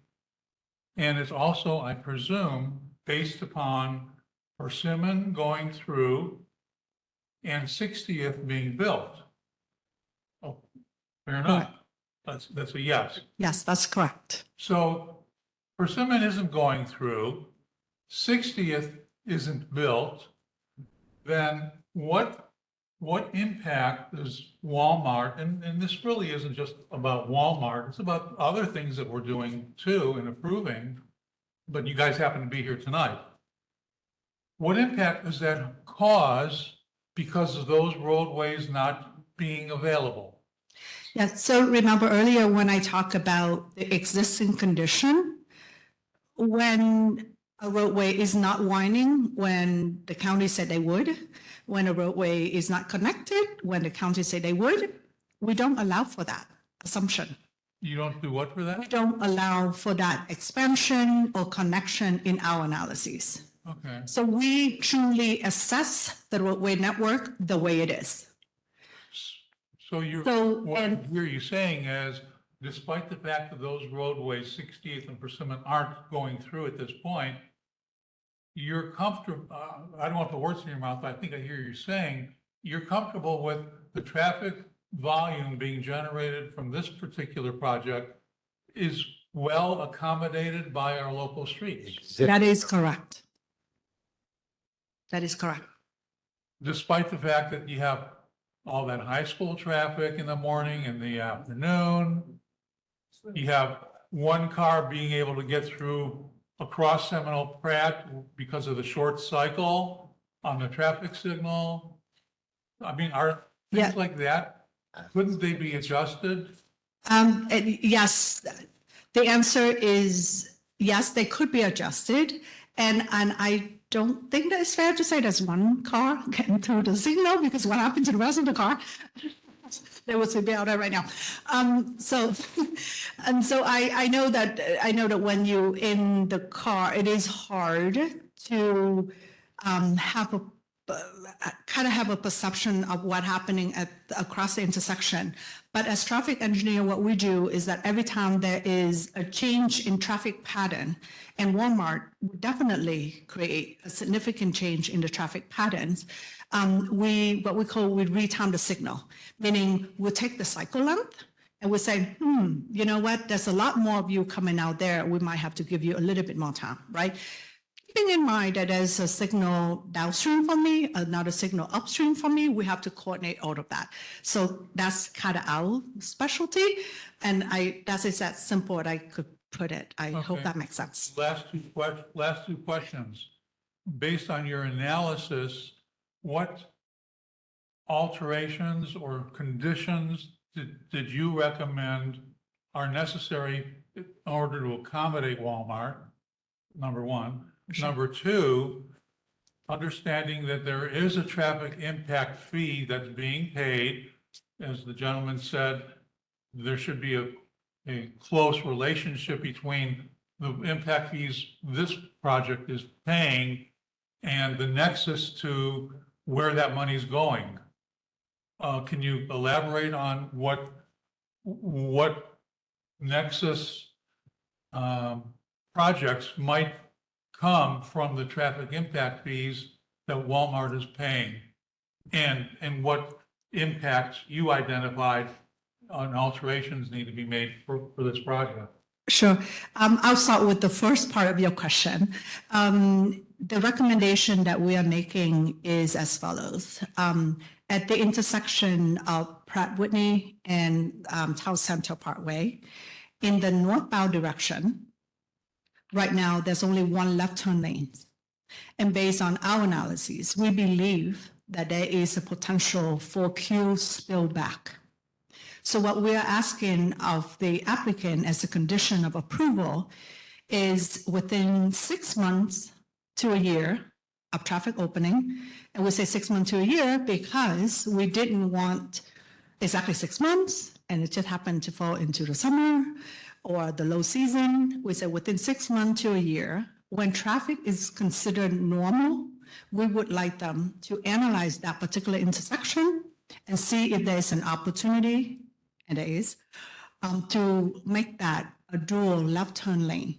And the reason that it is an opportunity for us to do that is because right now, the city, when we lay out the city many moons ago, we knew we're going to have development on the west side, for sure. Like, we knew that.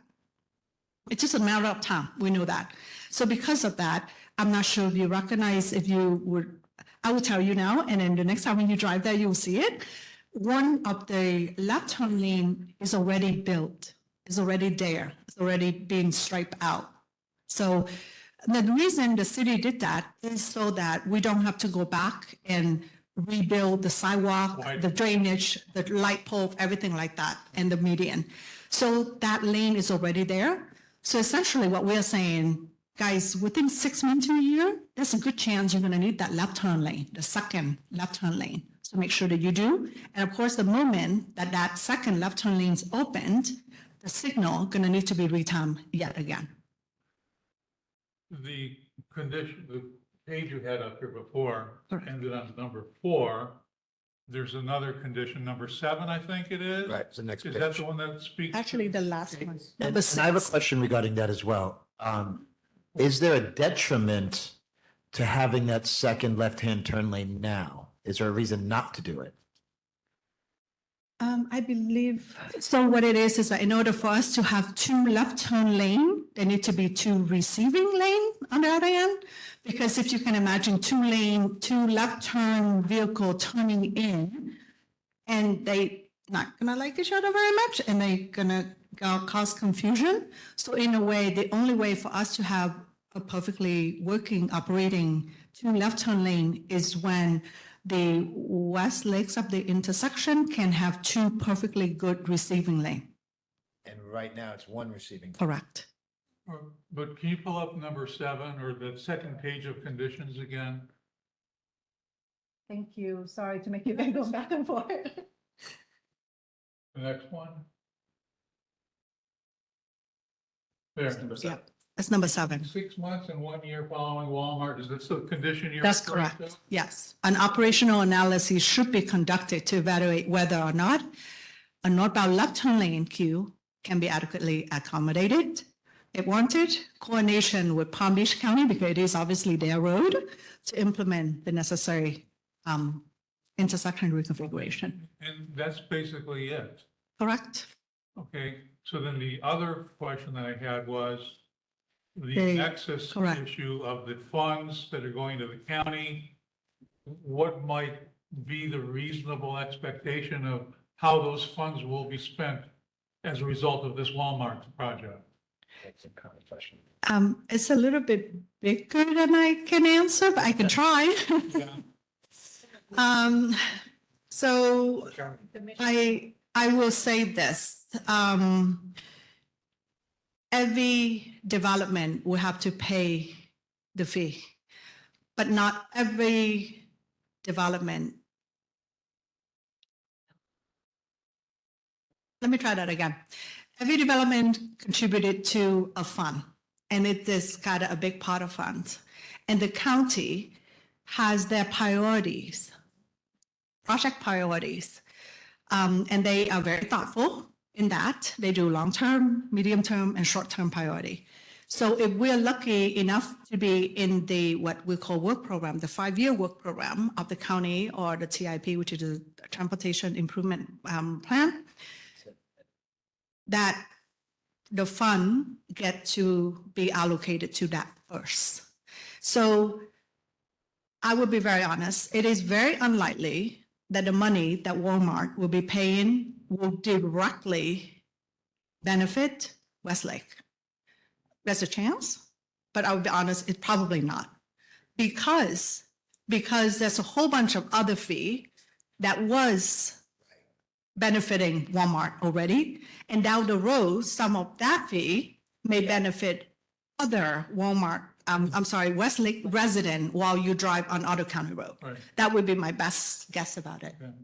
All right. I'm not sure if I wanna- anybody I else wanna- has any. Keep us a little bit more on track here. I know we're all concerned about the geopolitical effects of county dollars and where they get spent and so on and so forth, but it's 8:41 and we've got lots of meeting left, so let's stay on track if we could. I'm done. Okay. Do we have any more traffic questions? No? All right. Thank you for having us. Okay, thank you. Any other comments from the council at all? Would the applicant be willing to add a condition regarding continuous landscape maintenance? I heard Don and Tara say what I was going to say, but it is required under code. We wouldn't mind, we have no objection to including it as a condition, but we are already obligated to do it. Understood. Yeah. That's kind, thank you. Any other questions? Okay. I'm going to close the public hearing. And if there's no further discussion on this item, I need a motion. I'll move approval of the proposed site plan. What's the number? 2025. SPR 2025-01. Lots of As conditions. proposed, with conditions as recommended by staff, with the additional conditions that the hours of operation shall be limited to from 6 a.m. to 11 p.m. That's what was discussed. Yes. That an additional condition for ongoing landscape maintenance and replacements or whatever, I don't have the wording for it, be included as a condition of approval. And that's my motion. Second. Excuse me, there's an addition, There's some more there. correct. Yeah, there's no overnight parking Right. as a condition of approval. And the There's posting of. parking lot cleanliness as a condition. There's also, it has to be a Dunkin' Donut. No, I'm just kidding. What else? Oh, the signage for the no loitering and enforcing of the parking lots. Right, those will be included in my. Correct. recommendation. Those are, Yeah. I just want to make sure they don't get left out. Second. That was a bad motion. We have a motion by Councilman Werner, second by Councilwoman Leonard. Roll call. Councilwoman Leonard. Yes. Vice Mayor Langowski. Yes. Mayor O'Connor. Yes. Councilman Werner. Yeah. Councilman Gleason. Yes. Motion carries 5-0. We have before us VAR 2026-01. The applicant is requesting a distance exception pursuant to Chapter 4, Section 4-10, alcoholic beverages of the City of Westlake Code of Ordinance to allow a reduction of the required 1,000 square foot distance from another establishment licensed for the retail sale of alcoholic beverages. City Attorney, please swear in any witnesses that wish to provide. All those individuals who testify in this item, please stand, be sworn. If you solemnly swear, to tell the whole truth and nothing but the truth. I do. Please proceed. Disclose any ex parte communication. I only spoke to staff on this item.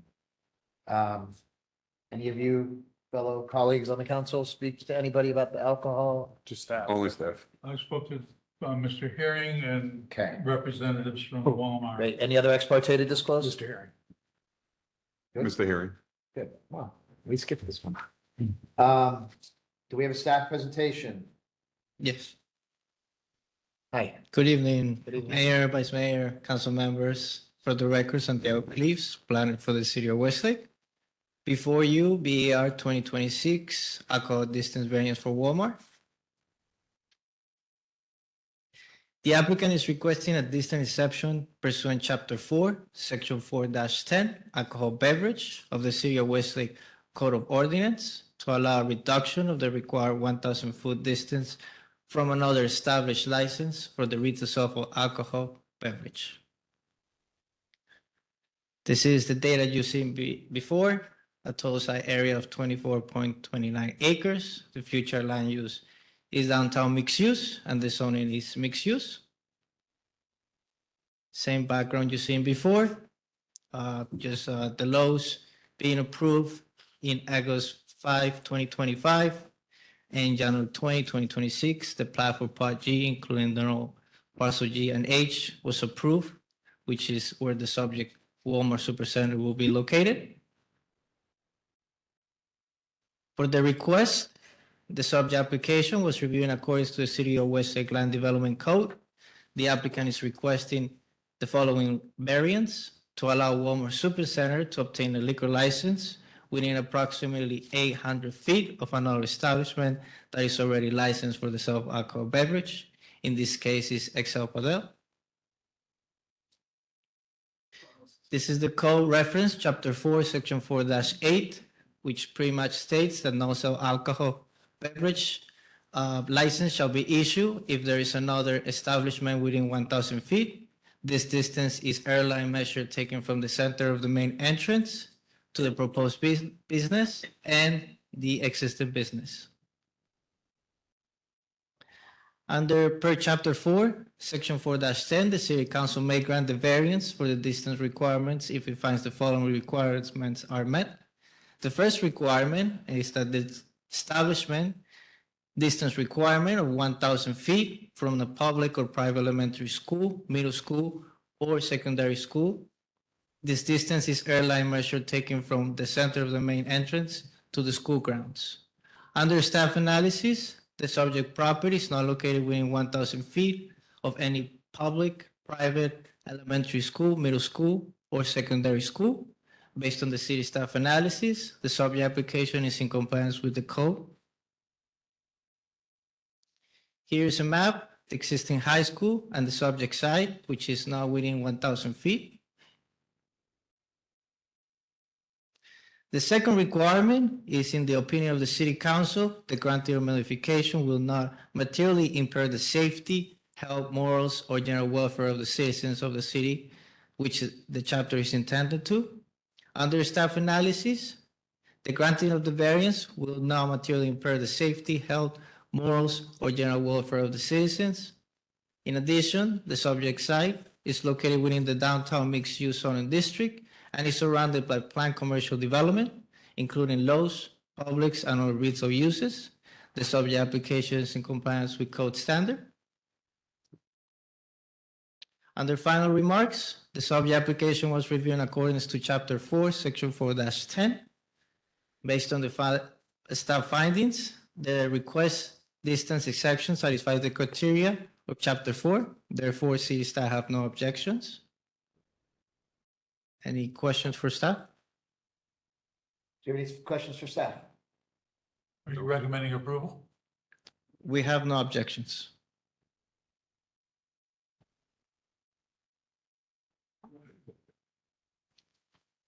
Thank you so much.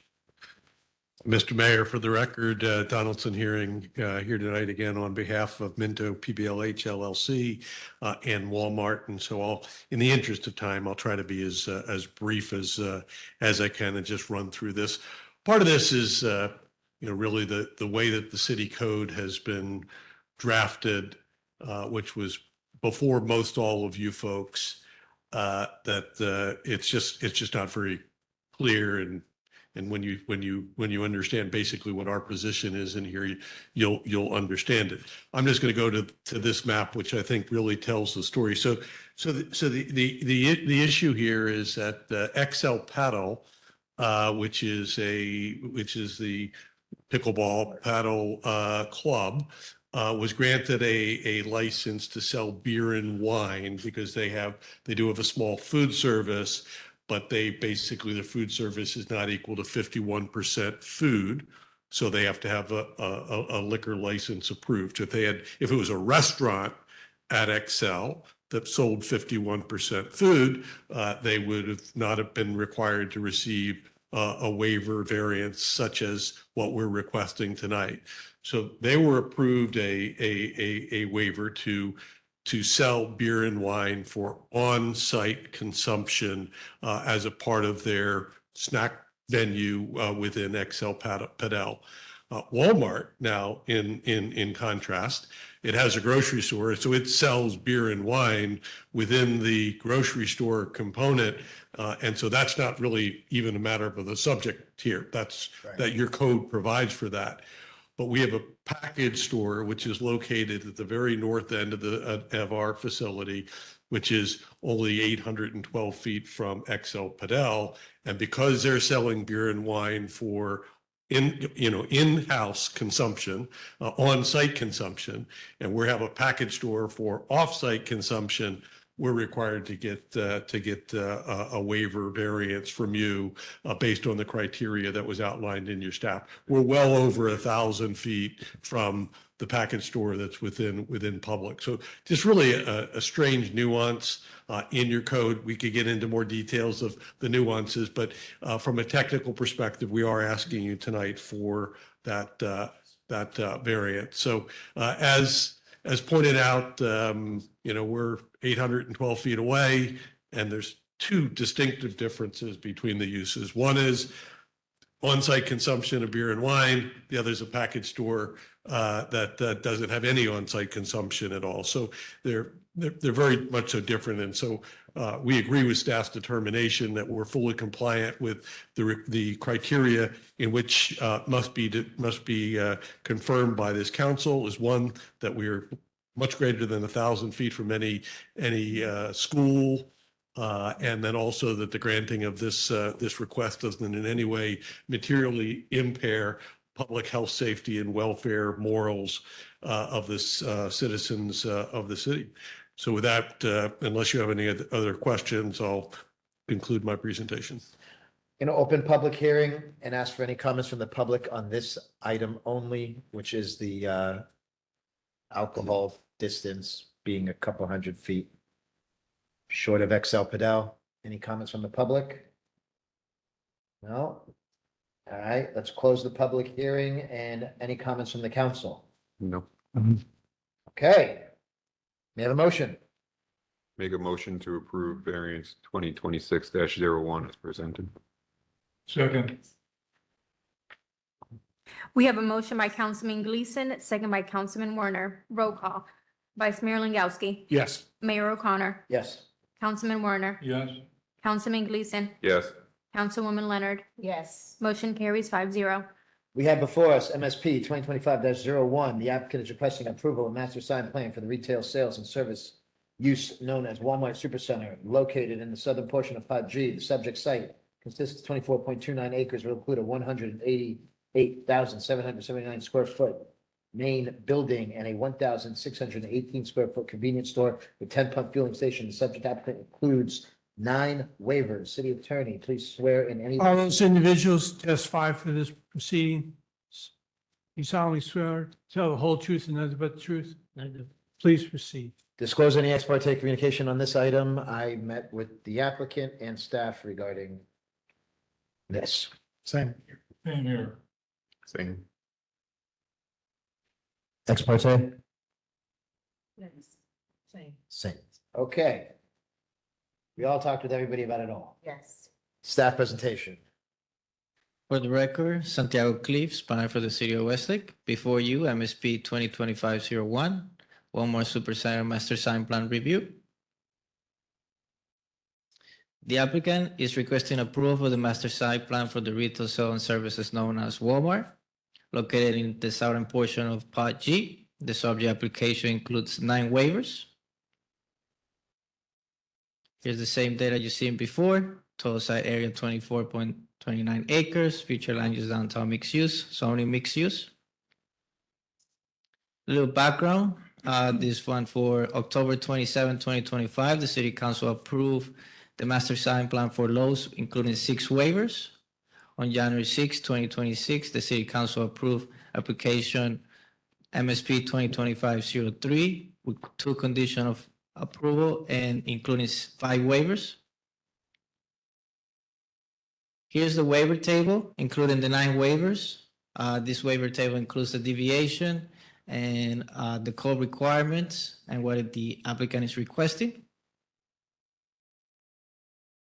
The applicant is requesting approval of the master sign plan for Walmart Supercenter per section chapter 113, section 113-8. The request includes 12 principal wall signs, 1 canopy sign, and 1 ground sign. And below is the location of all the signs. Here's a better location of all the Walmart signs, including the Walmart, the convenience store, the fuel station, and the ground sign.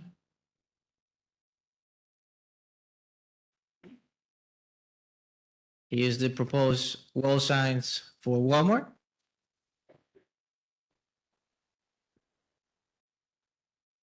The applicant is requesting the following waivers. The first waiver is 284 square feet of copy area. The code allows for 90 square feet. This is the sign, the main Walmart sign, and the location is below. The second waiver is the applicant is requesting a letter height of 72 inches. The code allows for a maximum of 36 inches. It's for the same sign. The third waiver is the applicant is requesting a logo height of 10 feet and 4 inches that exceeds the total height of the tallest or the highest wall sign, which is 6 feet. The code requires that no logos cannot exceed the total height of any wall sign on the building. For waiver 4, the applicant is requesting 2 messages per sign. The code allows 1 message per sign. This is for the outdoor and auto care located all the way to the left. For waiver 5, the applicant is requesting 10 principal structural wall signs. The code allows for 2 signs per building.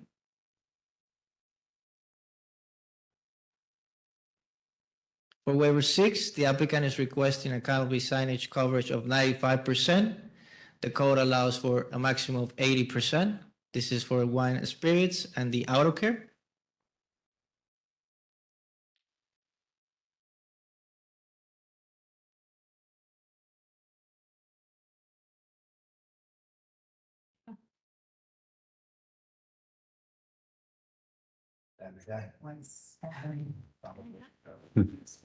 Long meeting.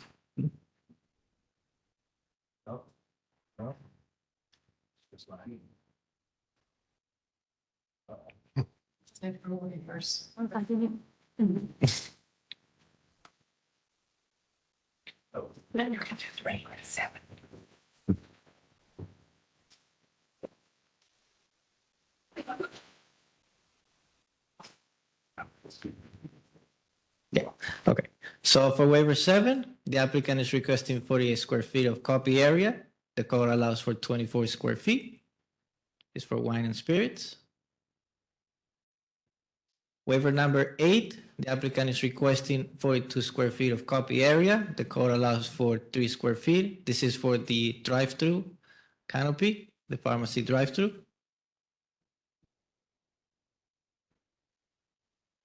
The last waiver is the applicant is requesting a letter height of 18 inches. The code allows for 8 inches. Here's the proposed wall sign for the convenience store. This sign meets code. Here's the proposed canopy sign, fuel station. This sign meets code. And lastly, the proposed ground sign of the convenience store and the fuel station, which meets code. Planning and Zoning Engineering Department have no objections for the application. Any questions for staff? You have any questions for staff? No. No? Okay, does the applicant want to zoom through their presentation? Yes, sir. We certainly will, Mr. Mayor. Again, for the record, Donaldson Hearing here tonight on behalf of Minto PBLH LLC and Walmart. And I'll try to be as brief as possible and not go through anything, but I'll show you some of the pictures so you can look at it in context to the actual building. Of course, the fact that the building sits back 1,000 feet and ultimately, hopefully, all those great restaurants are in the front of it's gonna plays into why this request makes sense. And of course, Walmart has a large facade.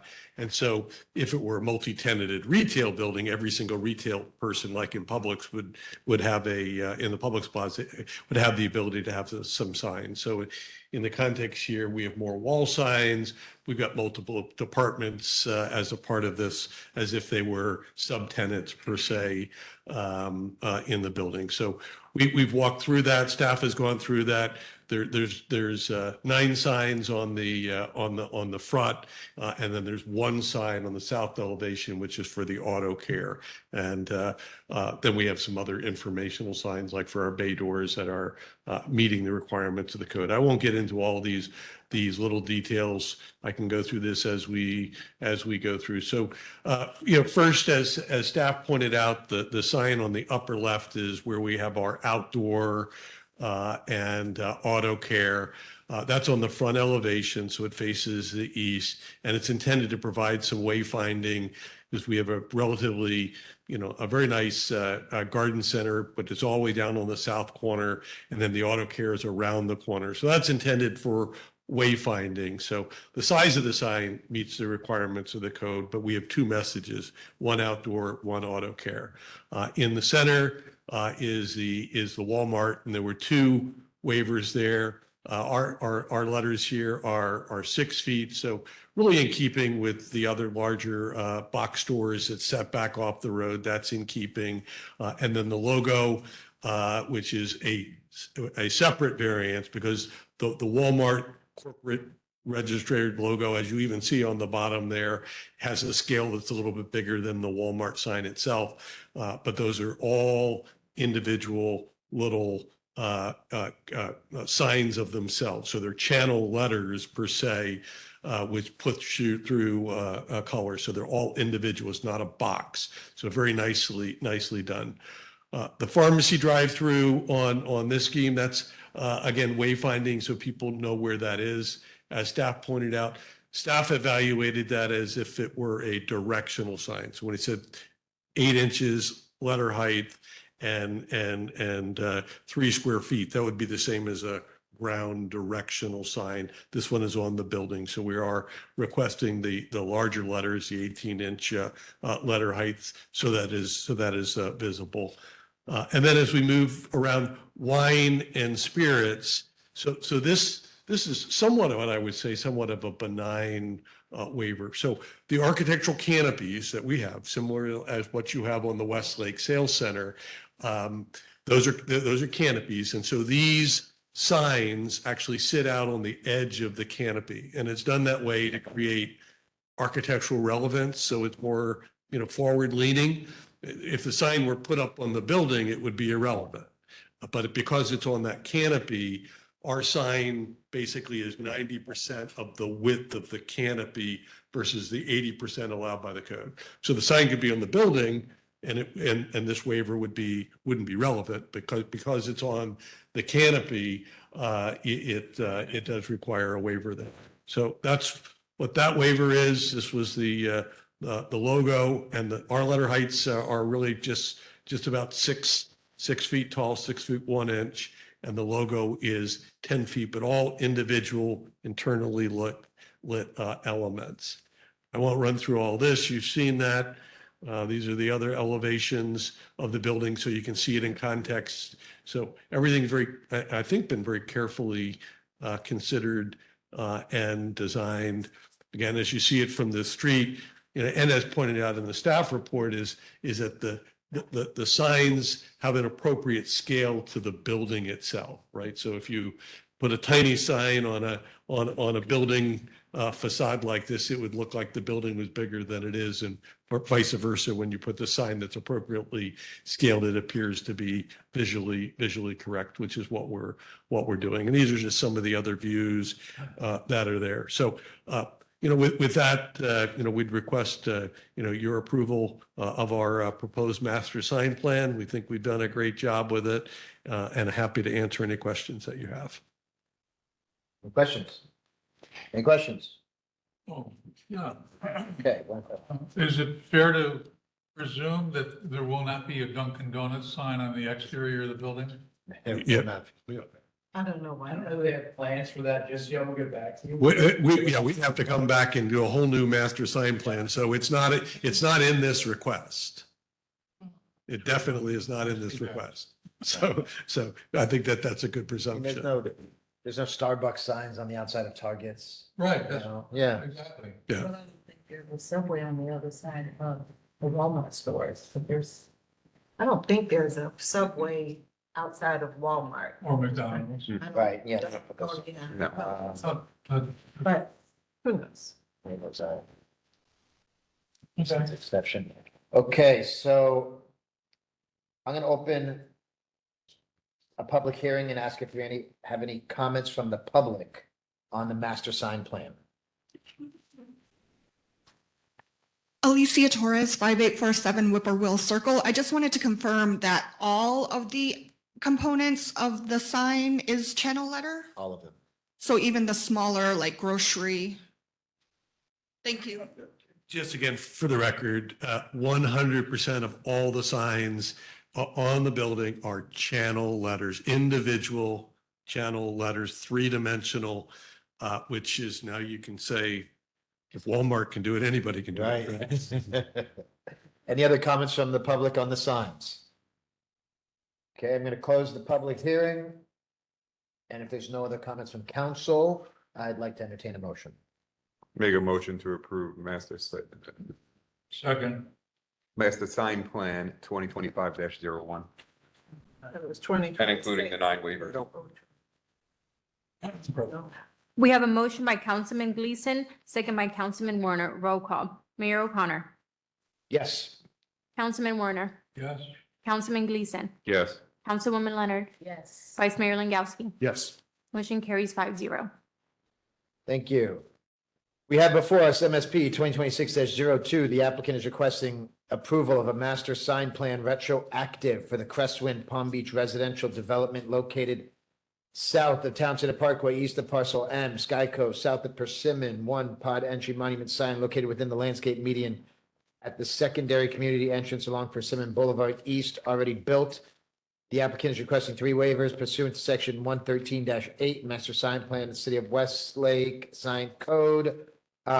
Sit tight, Neil. I'm going to hand it off to Mr. City Attorney. I believe we have an update on this item. Yes, sir. Members of the council, the applicant has requested that this matter be continued. Accordingly, I would recommend that you make a motion to continue this and include that with respect to the public hearing so as to avoid an additional cost of publication. I'm inclined to entertain a motion to continue this item based on the applicant's request. Did they specify when to continue it to? Next month. Next meeting? Next regular meeting? Yes, sir. I'll move approval of the request to open the public hearing and continue the matter until our next regular session. A second. We have a motion by Councilman Warner, second by Councilwoman Leonard. Roll call. Councilman Warner. Yes. Councilman Gleason. Yes. Councilwoman Leonard. Yes. Vice Mayor Langowski. Yes. Mayor O'Connor. Yes. Motion carries 5-0. We have before us the first reading of ordinance 2026-02, chapter 101, 119, text amendment, accessory structure. City Attorney, read by title only. Ordinance by title only. Ordinance of City Council, City of Westlake, Florida, amending the City of Westlake Code of Ordinance by amending Chapter 101, General Administrative Provisions to revise Section 101-1, definitions and acronyms to establish definitions for cabana and trellis and arbor. Amending Chapter 119, zoning by amending Section 119-31, residential districts to provide reduced rear yard setbacks for certain accessory structures. Establish minimum building separation standards for structures with solid roofing systems. Establish roof overhang standards for certain accessory structures. Amending section 119-33 mixed use district to establish roof overhang standards for cabanas, providing for codification, conflicts, severability, and effective date. Do we have, I know we have a staff presentation. Do we need the entire presentation considering we all just sat through it? No, I'll be brief. For purpose of the first reading, for the record, I was the Leon City Planner for the city of Westlake. Before you is first reading of ordinance 2026-03. The Land Planning Agency approved the ordinance with comments for staff to review the height of this accessory structures. We will take a look. I just want to point out the existing 25 feet in height that was already in the code. That was not a new language, but we'll certainly take a look at that to see if there's any impact. And then we also looked at the general height of single-family homes. They're about 21 feet in height to the height of the pitch. So, but we can certainly look at more language to see if there's any. There hasn't been any issues from permitting standpoint. And driving out the city, you don't typically see accessory structure higher than the main principal structure. But we'll take a look at that. Just in the summary, we have provided a definition for a cabana and what a trailers and arbor, what those structures mean. We have added additional setbacks from the main structure and also some requirements so that it's very clear when these building permits come in. There's no gray areas. Everything it's spelled out for staff to review and for the applicants also to have better directions. Other than that, staff recommends approval of the first reading. Okay, I'm going to open the public hearing and ask if we have any comments from the public on the accessory cabanas and accessory structures, they're called. If no comments from the public on this item, I will close the hearing and open up for council discussion. I just had a question for point of clarification. On your slide, it says ordinance 2026-03. In our packets, it's 02. Great. Which one is the correct one?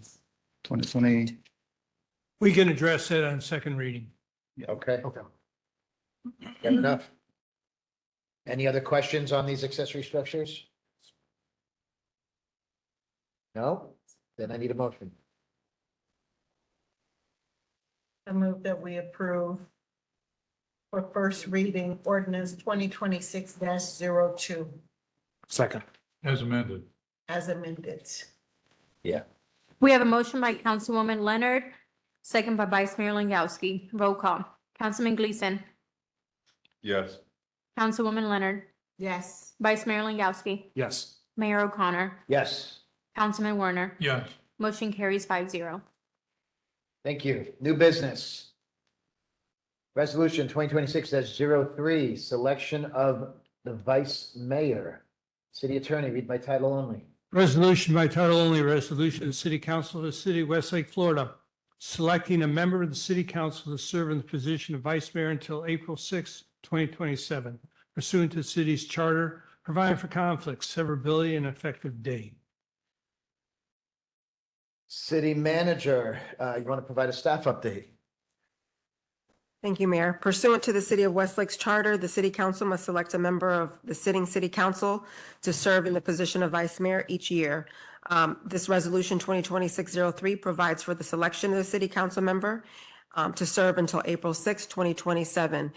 We are requesting that council select a Vice Mayor and then make a motion to approve the resolution.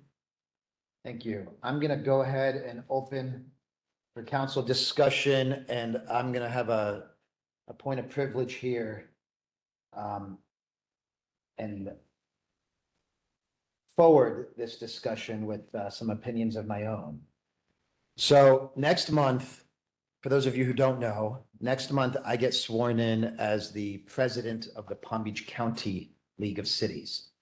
This is something that started 3 years ago when I got sworn in as the second VP of the Palm Beach County League of Cities. The following year, I became the first VP of Palm Beach County League of Cities. This May, I will become the president of the Palm Beach County League of Cities. It's definitely a benefit to Westlake. It puts me literally at the head of regional collaboration within our county.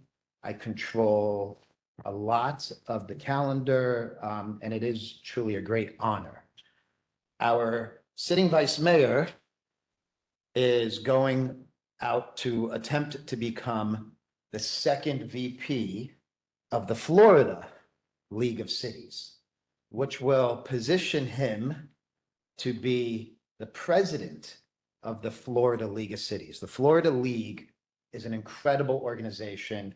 Just to give you some insight, they have the largest the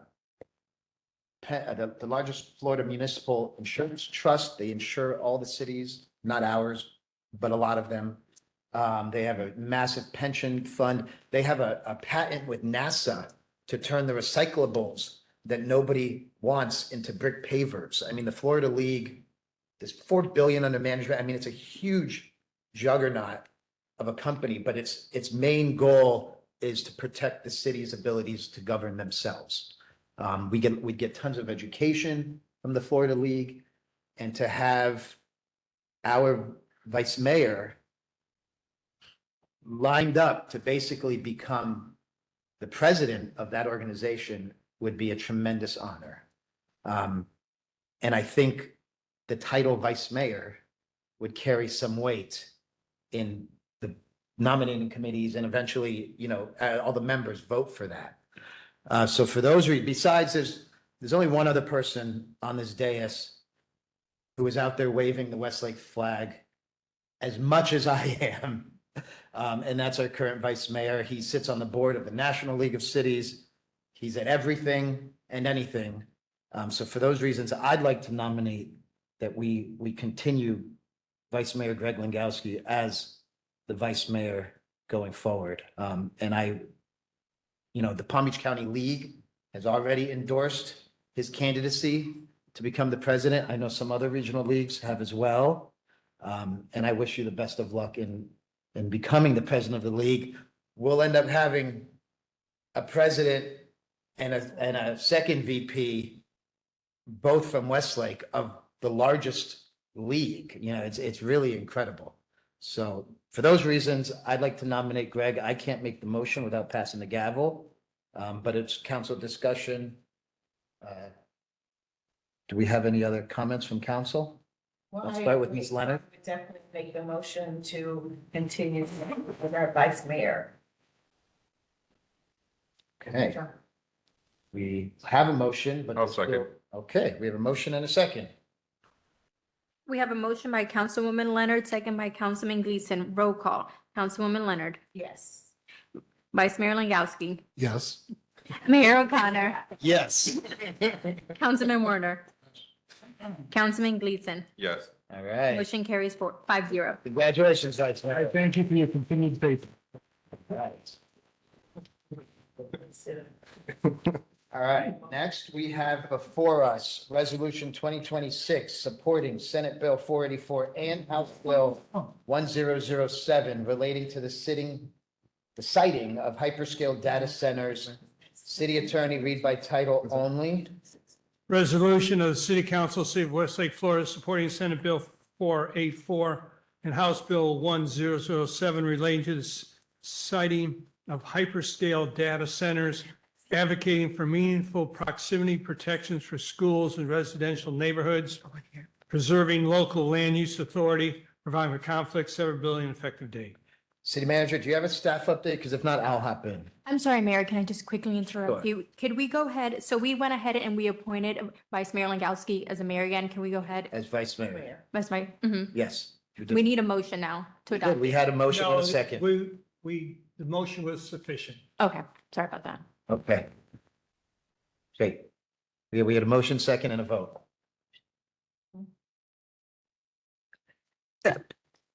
City Attorney, do we need one for the actual resolution? We did the appointment of. Motion was included the resolution. Got it. Thank you. Okay. All right, on the support of Senate Bill 44 and House Bill 1007, Madam Manager, do you have an update or you want me to take it? I do have a brief update. Okay, go ahead. So the proposed resolution expresses the city of Westlake's support for Senate Bill 484 and House Bill 1007, which addresses the siting of hyperscale data centers in Florida. These large-scale facilities can generate significant noise, lighting, and infrastructure impacts that may be incompatible with nearby schools and residential neighborhoods. This resolution supports reasonable proximity protections, transparency in the siting process, and ensures hyperscale facilities that bear the cost of necessary infrastructure. It also affirms the importance of preserving local land use authority so municipalities can implement safeguards appropriate for their communities. Okay, so now that being said, I'm going to open up for council discussion, but I have some adjustments because for one, the House bill doesn't exist anymore. The Senate bill passed. With that being said, I'm going to show this to the city attorney first, and hopefully he doesn't scream at me. All right, so I want to just make very few changes. I want to eliminate the House bill because it's gone. So just supporting Senate bill still exists. And then what I would like to do, since, and this is very important to us because there's an upcoming county commission meeting, I would like to just adjust this where it says, whereas Palm Beach County should seek to establish a minimum distance requirement of 5 miles to protect students from industrial noise, vibration, spillover emissions. And then also I'm deleting the House bill from here because it's moot at this point, business says. Are you okay with that? All the rest of the council? I'll address it. Sorry, we had to edit that on the fly. Members of the council, respectfully, based on the recommendation from the city manager, excuse me, the mayor, I would ask you to consider amending the resolution in the following fashion. Line 8, you would delete in the title the reference to House Bill 1007. The next revision would be on line 26 in the fourth whereas clause to delete Senate Bill 484 and House Bill 107 and substitute Palm Beach County should seek to establish a minimum of 5 miles distance requirement to protect students from industrial noise, vibration, light, and emissions. The remaining revision would be in section 2, line 42, deleting the reference to House Bill 1007. If you would entertain a motion to amend the resolution to that effect, I would respectfully request it. Thank you, council. I'll make a motion to amend the resolution to the respect that the city attorney has. Second. We have a motion by Councilman Gleason, second by Vice Mayor Langowski. Roll call. Vice Mayor Langowski. Yes. Mayor O'Connor. Yes. Councilman Werner. Yes. Councilman Gleason. Yes. Councilwoman Leonard. Yes. Motion carries 5-0. Thank you. Thank you, colleagues, as Excuse well. me, now if you would Oh, entertain. as amended. Well, May I have a motion, I'd like to entertain a motion to approve as amended. So moved. yeah. We have a motion by Vice Mayor Langowski. I still need a second. Second. We have a motion, Vice Mayor Langowski, second by Councilman Gleason. Roll call. Mayor O'Connor. Yes. Councilman Werner. Yes. Councilman Gleason. Yes. Councilwoman Leonard. Yes. Vice Mayor Langowski. Yes. Motion carries 5-0. Thank you. We have before us Resolution 2026-05, supporting the extension of State Road 7. City Attorney, read by title, please. Resolution, City Council, City of Westlake, Florida, supporting the extension of State Road 7, recognizes the need for improved transportation, public safety, regional connectivity, provide for conflicts, severability, and effective date. Thank you. City Manager, you have an update for us? Thank you, Mayor. The proposed resolution 2026-05 expresses the city of Westlake's support for the extension of State Road 7, a critical regional transportation project connecting Okeechobee Boulevard to North Lake Boulevard. The extension is intended to address increasing traffic congestion and limited north-south connectivity in western Palm Beach County due to continued population growth. The project is expected to improve mobility, reduce travel delays, and enhance overall quality of life for residents in surrounding communities, including the acreage. Additionally, the extension will improve emergency response times for police, fire, and medical services, and serve as an important hurricane evacuation route, strengthening regional resiliency. Approval of this resolution affirms the city's support for advancing the project while encouraging continued environmental stewardship and intergovernmental collaboration. Thank you, Madam Manager. Let's open for council discussion. Any comments? Besides that this is desperately needed? No? I'll just add that, although the project is approved, they're going out for permit from the Army Corps of Engineers. And this, all the municipal support and local support for the project will aid in that. So this resolution will only help. That being said, and there's no further discussion, I need a motion. Motion to approve resolution 2026-05, supporting the extension of State Road 7. Second. We have a motion by Councilwoman Leonard, second by Councilman Werner. Roll call. Councilman Werner. Yes. Councilman Gleason. Yes. Councilwoman Leonard. Vice Mayor Langowski. Yes. Mayor O'Connor. Yes. Motion carries 5-0. We have before us Resolution 2026-06, Education Advisory Board, appointment of one board member. City Attorney, read by title, please. Sir, I would respectfully request you make the appointment prior to consideration of the appointment. of the Okay, resolution. that's certainly fair. Let's go ahead and make the appointment. I just wanted to touch on another piece of clarification because his name's not in the packet. The individual is Mr. Chad Lovett. He was actually here earlier, seeking to fill in the opening. He's our current alternate, and he'll be moved up to be a full voting member. And then we'll go out to, we'll make a post. For the alternate, and correct me if I'm wrong, he's the only person who put their name forward. Correct. Correct? Okay. And his name is Chad Lovett. So if I can, Lovitt. and do we have any other discussion on that matter? So if I can entertain a motion to appoint Mr. Chad Lovett, who's currently an alternate, to the Education Advisory Board. I'll move approval of Mr. Chad Lovett. Lovett, Second. currently the alternate, but making him the permanent member of the Education Advisory Committee. Second. We have a motion by Councilman Werner, second Vice Mayor Langowski. Roll call. Councilman Gleason. Yes. Councilwoman Leonard. Yes. Vice Mayor Langowski. Yes. Mayor O'Connor. Councilman Werner. Yes. Motion carries 5-0. Resolution by title only, resolution of City Council, City of Westlake, Florida, appointing one board member to serve on the Educational Advisory Board, providing for conflicts, severability, and effective date. Do we need a motion as a? Yes, sir. Motion to approve, we need a motion to approve Resolution. the resolution as stated. So approval of the resolution as stated. Second. Motion by Councilman Werner, second by Vice Mayor Langowski. Roll call. Councilwoman Leonard. Yes. Vice Mayor Langowski. Yes. Mayor O'Connor. Yes. Councilman Werner. Yes. Councilman Gleason. Yeah. Motion carries 5-0. City Council comments.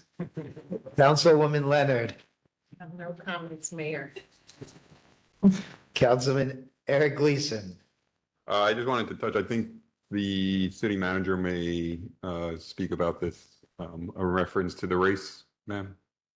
Yes, I do have. You're gonna bring it up? Okay. Yes. I don't have any further comments, thanks. Okay. Councilman Werner. Yes, thank you, Mayor. Two comments, two requests. First request, I'd like to see the city council convene in a special meeting this month in order to finalize whatever we need to decide on for the city manager candidate. I was gonna bring that up, but yeah. Number two, I'd like to seek the city council's support to request staff to initiate the preparation of RFPs, requests for proposals, for our planning, building, and engineering staff as you may know, all those contracts are evergreen. They haven't been out for bid in, I guess, at least 8 years. So I'd like to see staff at least get that initiated as soon as possible.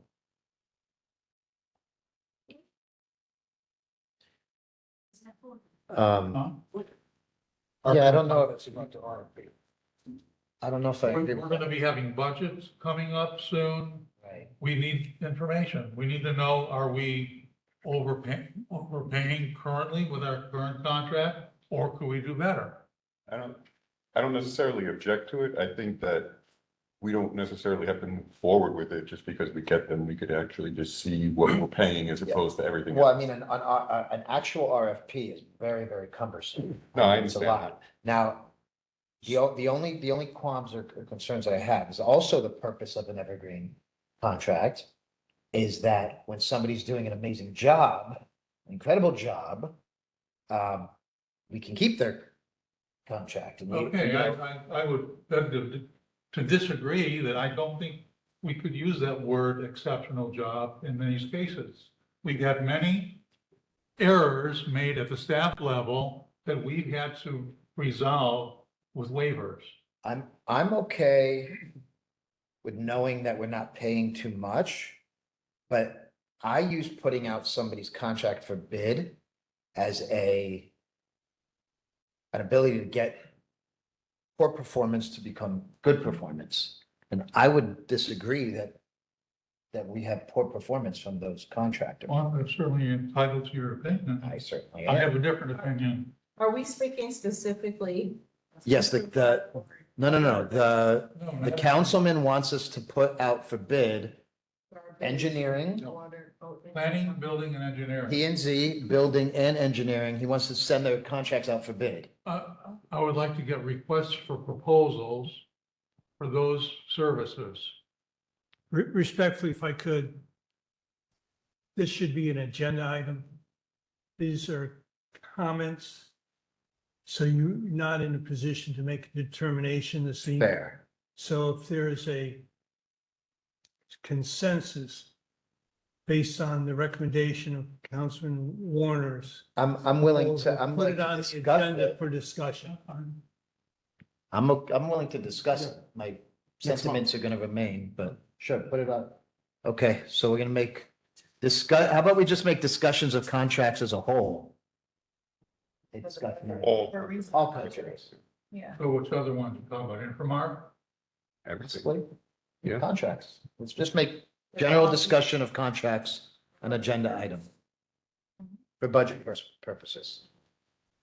Any other comments, Councilman? Yeah, requesting a special meeting in April to resolve or finalize the city manager candidate.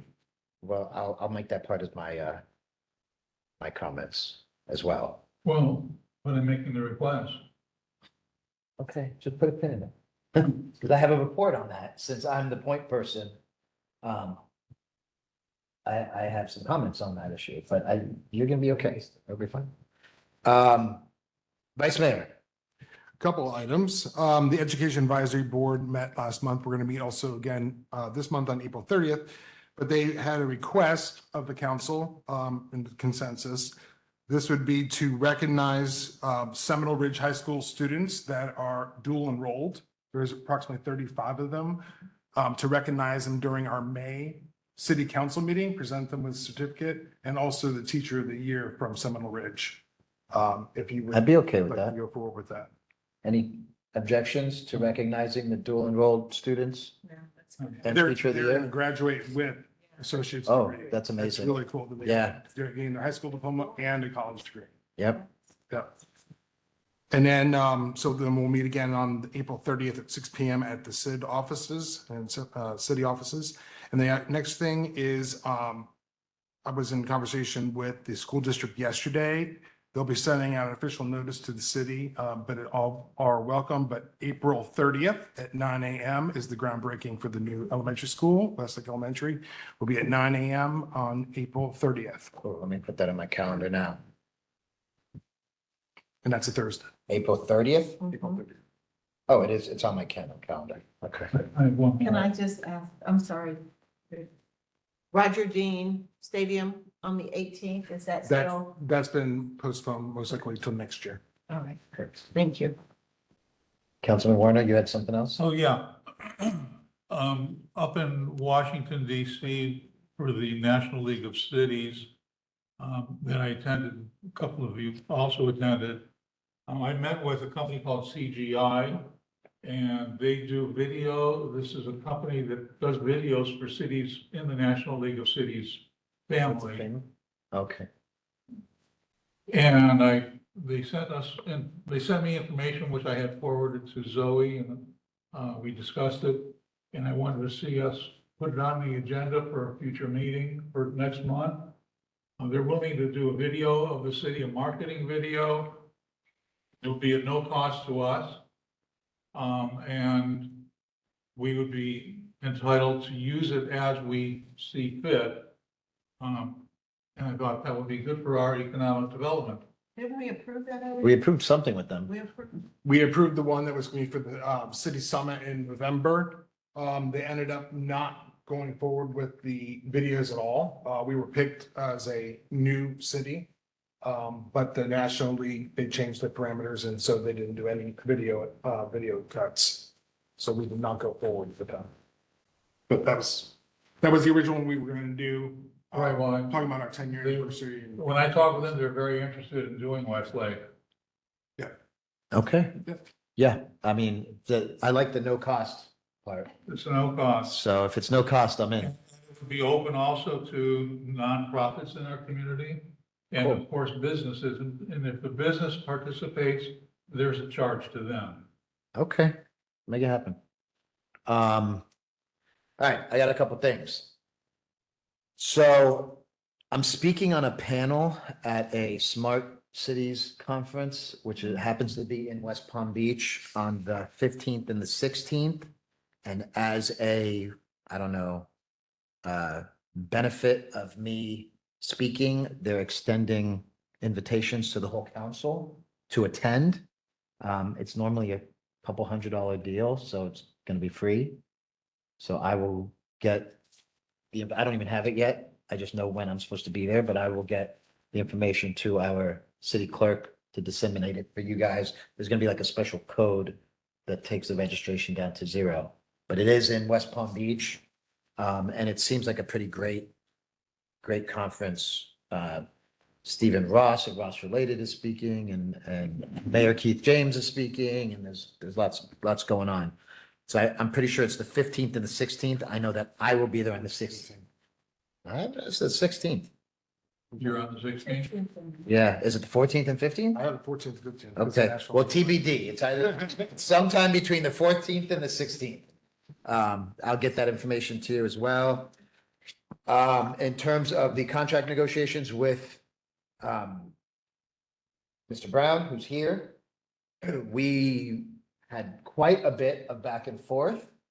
I'm happy to report that we are finally at a place that I feel comfortable bringing it to the council for discussion.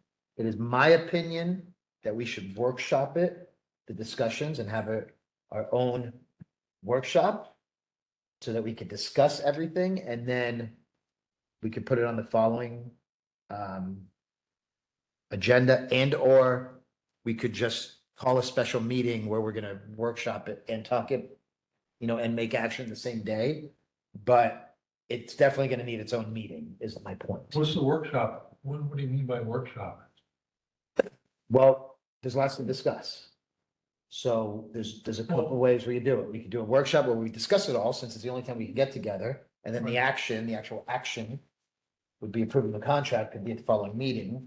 Or we could call a special meeting.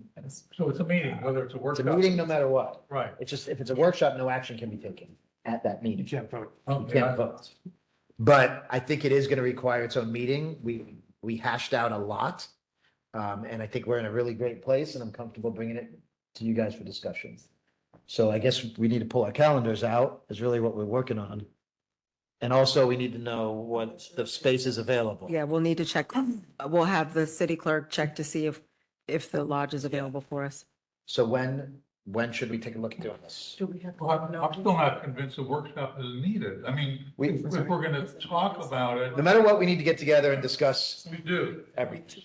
Do we? So we need a date is what we need, whether it's a workshop and or special meeting. Should we wait to If get it's a dates? special meeting, then I think we need enough time to properly advertise for it. Right, You know, and if it's a special meeting that we are workshopping it at, and we decide we need another meeting, we can always make another meeting. so calendars, when, Should we wait until we get dates from here though first? Because we could all throw out dates that were available, but yet we don't know what's available city here. manager, what do you recommend? I recommend that we have the acting city clerk check with the lodge for availability, and we will coordinate your schedules. Call us individually? Yes. Okay, fair. All right, so Glad to good. hear you. I'm very comfortable with it. And what else? So congratulations on my colleagues who got re-sworn in today. Excited to continue to lead the city forward, and that is all I have.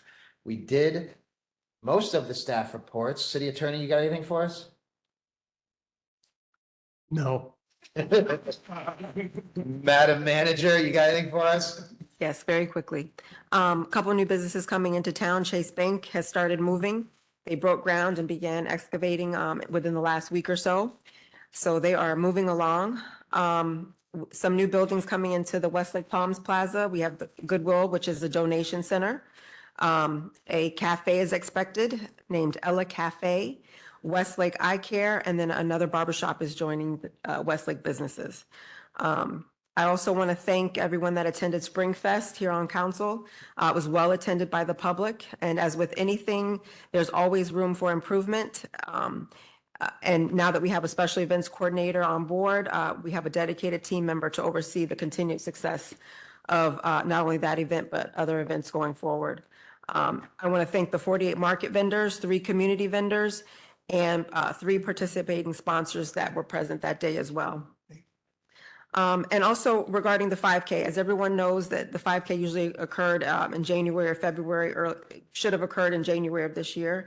But there was some interest to host it in September. And there was interest to host it along with the mission of Tunnel to Towers Foundation. We would host the race and support the organization as a third-party fundraiser. As a community benefiting the foundation, they would allow us to use their logo on approved marketing to promote the city's race, and there would be a dedicated fundraising site that the city would share on behalf alongside the race. If council is still interested in supporting the foundation, I would like to formally bring this back to council at the next council meeting, once we have received the foundation's guidelines and use of agreement that city attorney can review, and then further discuss consideration of what the city's donation would entail back to the foundation. Okay with it? Everybody good with Tunnel to Towers? 5K? Good. Yes, I'll bring it back formally to council, and then we can have a further discussion of what you all would like to donate towards the organization. If whether it's going to be a 50-50, we need to consider how we're going to support them back. Okay. Fair. Thank you. To maybe next month, a discussion around our events, the purpose of them, why are we having so many, the cost. There was a lot of conversation. We have one event Last a event. quarter, 4 events a year. I understand that, but there was lots of conversation around it. So if we can put it on the, You want a broad discussion regarding events? just kind of, I've been at a special meeting, but somewhere I think we need to go back and talk about it. Agenda request item, events, question mark. Okay. I have one more item, Mayor. Well, first, just clarification for the events. It's just a generic discussion on the amount of events that we'll have each year. Do you bring the Purpose, what we're budget? Trying to accomplish from them, because I think Okay. as a vendor and person that was out there, I just heard a lot of discussion from vendors that have been with us before, first-time vendors, just, I think we just need. I think you can provide some valuable insight, being both an attendee and a vendor, and a councilwoman. Okay, and then my last item, May 27th is the Palm Beach League of Cities Luncheon installation. As you mentioned that you'll be installed at that meeting. I'd like to get council's approval to purchase one table for the event for council and for staff. May 27th. Okay. What is that, 10 seats? They have not released it just yet. It's probably looking at, I believe, 8. I believe in the past, 8 to 10 per table. Well, I hope all my colleagues will be there to support me getting sworn in as president. So I'd be in favor of us purchasing a table. Okay. May 27th? 27. I have council consensus. El presidente. Thank you.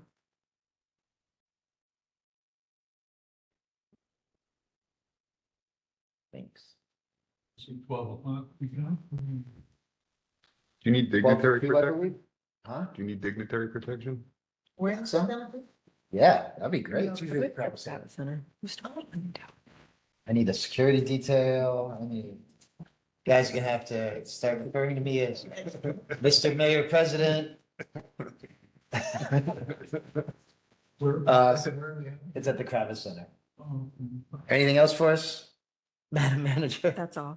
Have a good night. All right, let's open up public comment. One last public comment.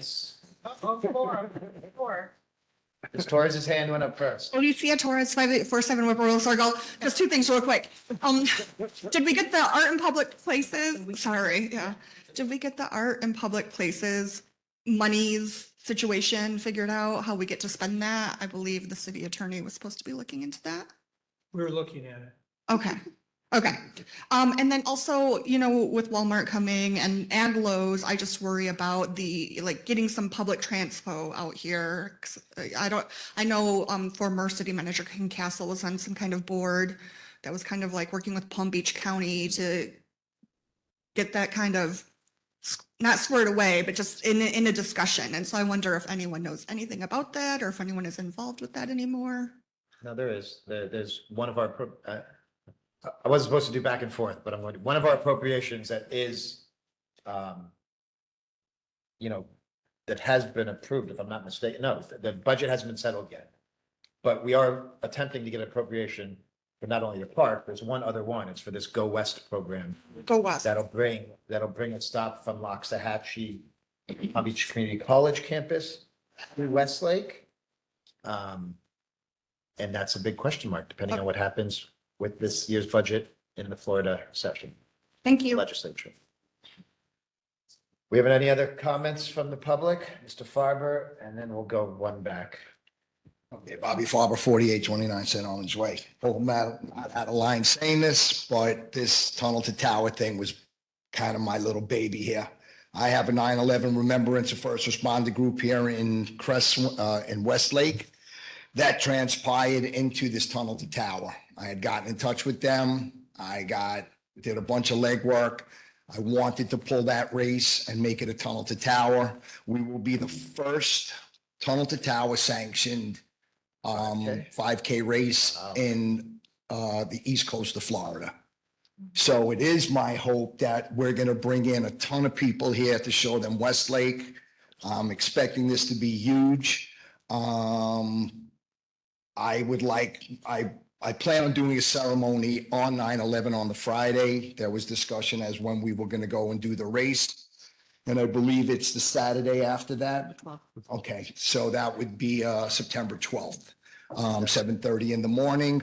So I'm over the moon about this. This was something I literally pestered Greg, Zoe, Eric, and I'm not apologetic about it because the squeaky wheel gets the grease, and I pushed and pushed and pushed, but I did a lot of legwork with tunnel to towers, and there's a whole lot of brainstorming going on, and I'm going to be very happy to be part of this. And I do consider this my little baby here in coordination with the city and everything like that.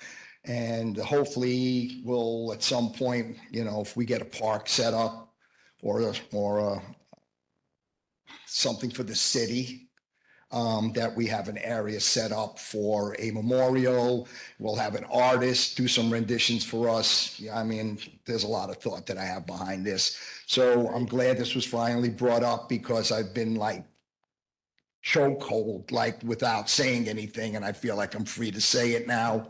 I'm really looking forward to this. I think this is going to be positive. I think it's going to be great for the city. I think we're going to raise a lot of money, not only for the city, but hopefully, for Tunnel to Towers. Yeah. But I believe that this is going to be a winner. And I hope that we raise enough money for the education fund. Art in public places, we can get your bike racks done or jazz up some transportation stuff over here and just get some money into the city and put some away to maybe build that thing in the park. So I thank everyone involved and I look forward to being a big part of this. Thank you for all your efforts, Mr. Farber. Appreciate you. We have one other public comment? Two, just kidding, two. Marge Perry, 5351 St. Armand's Way. Just a quick question on the changes you made to Resolution 2026-04. Where is that going? Is that going to go to the Board of County Commissioners before their vote on April 23rd? Absolutely. Yes, Yes? I'll transfer Okay. it to them. Thank you. 100%, that's the point. Yes, ma'am.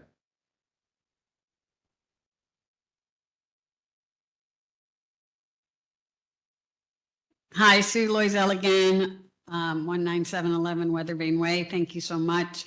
I wanted for the resolution, and I wanted to thank you for your hard work. I also wanted to thank the residents of Westlake. As the Western Palm Beach Community Alliance, we started this group to raise money to help the lobbyists work in Tallahassee, and we did get some of our things in there, especially some of the 50 megawatts, all that fun stuff, and sound and noise and all of that. So I wanted to thank the residents because we did have many donations to help us support that effort. And we're going to continue to fight, and we appreciate it. And if you want a flyer about April 23rd that you can share, I'll give one to whoever that you can share with your residents about the April 23rd meeting at the county. That would be the young lady to give it to right there. Thank you. Direct pipeline to the residents you right so there. Thank you. Did a wonderful article. Do we have any other thank you. Do we have any other public comments? No? On that note, I will adjourn at 9:53 PM. That's all right. Ever, right? Longest meeting. Yeah.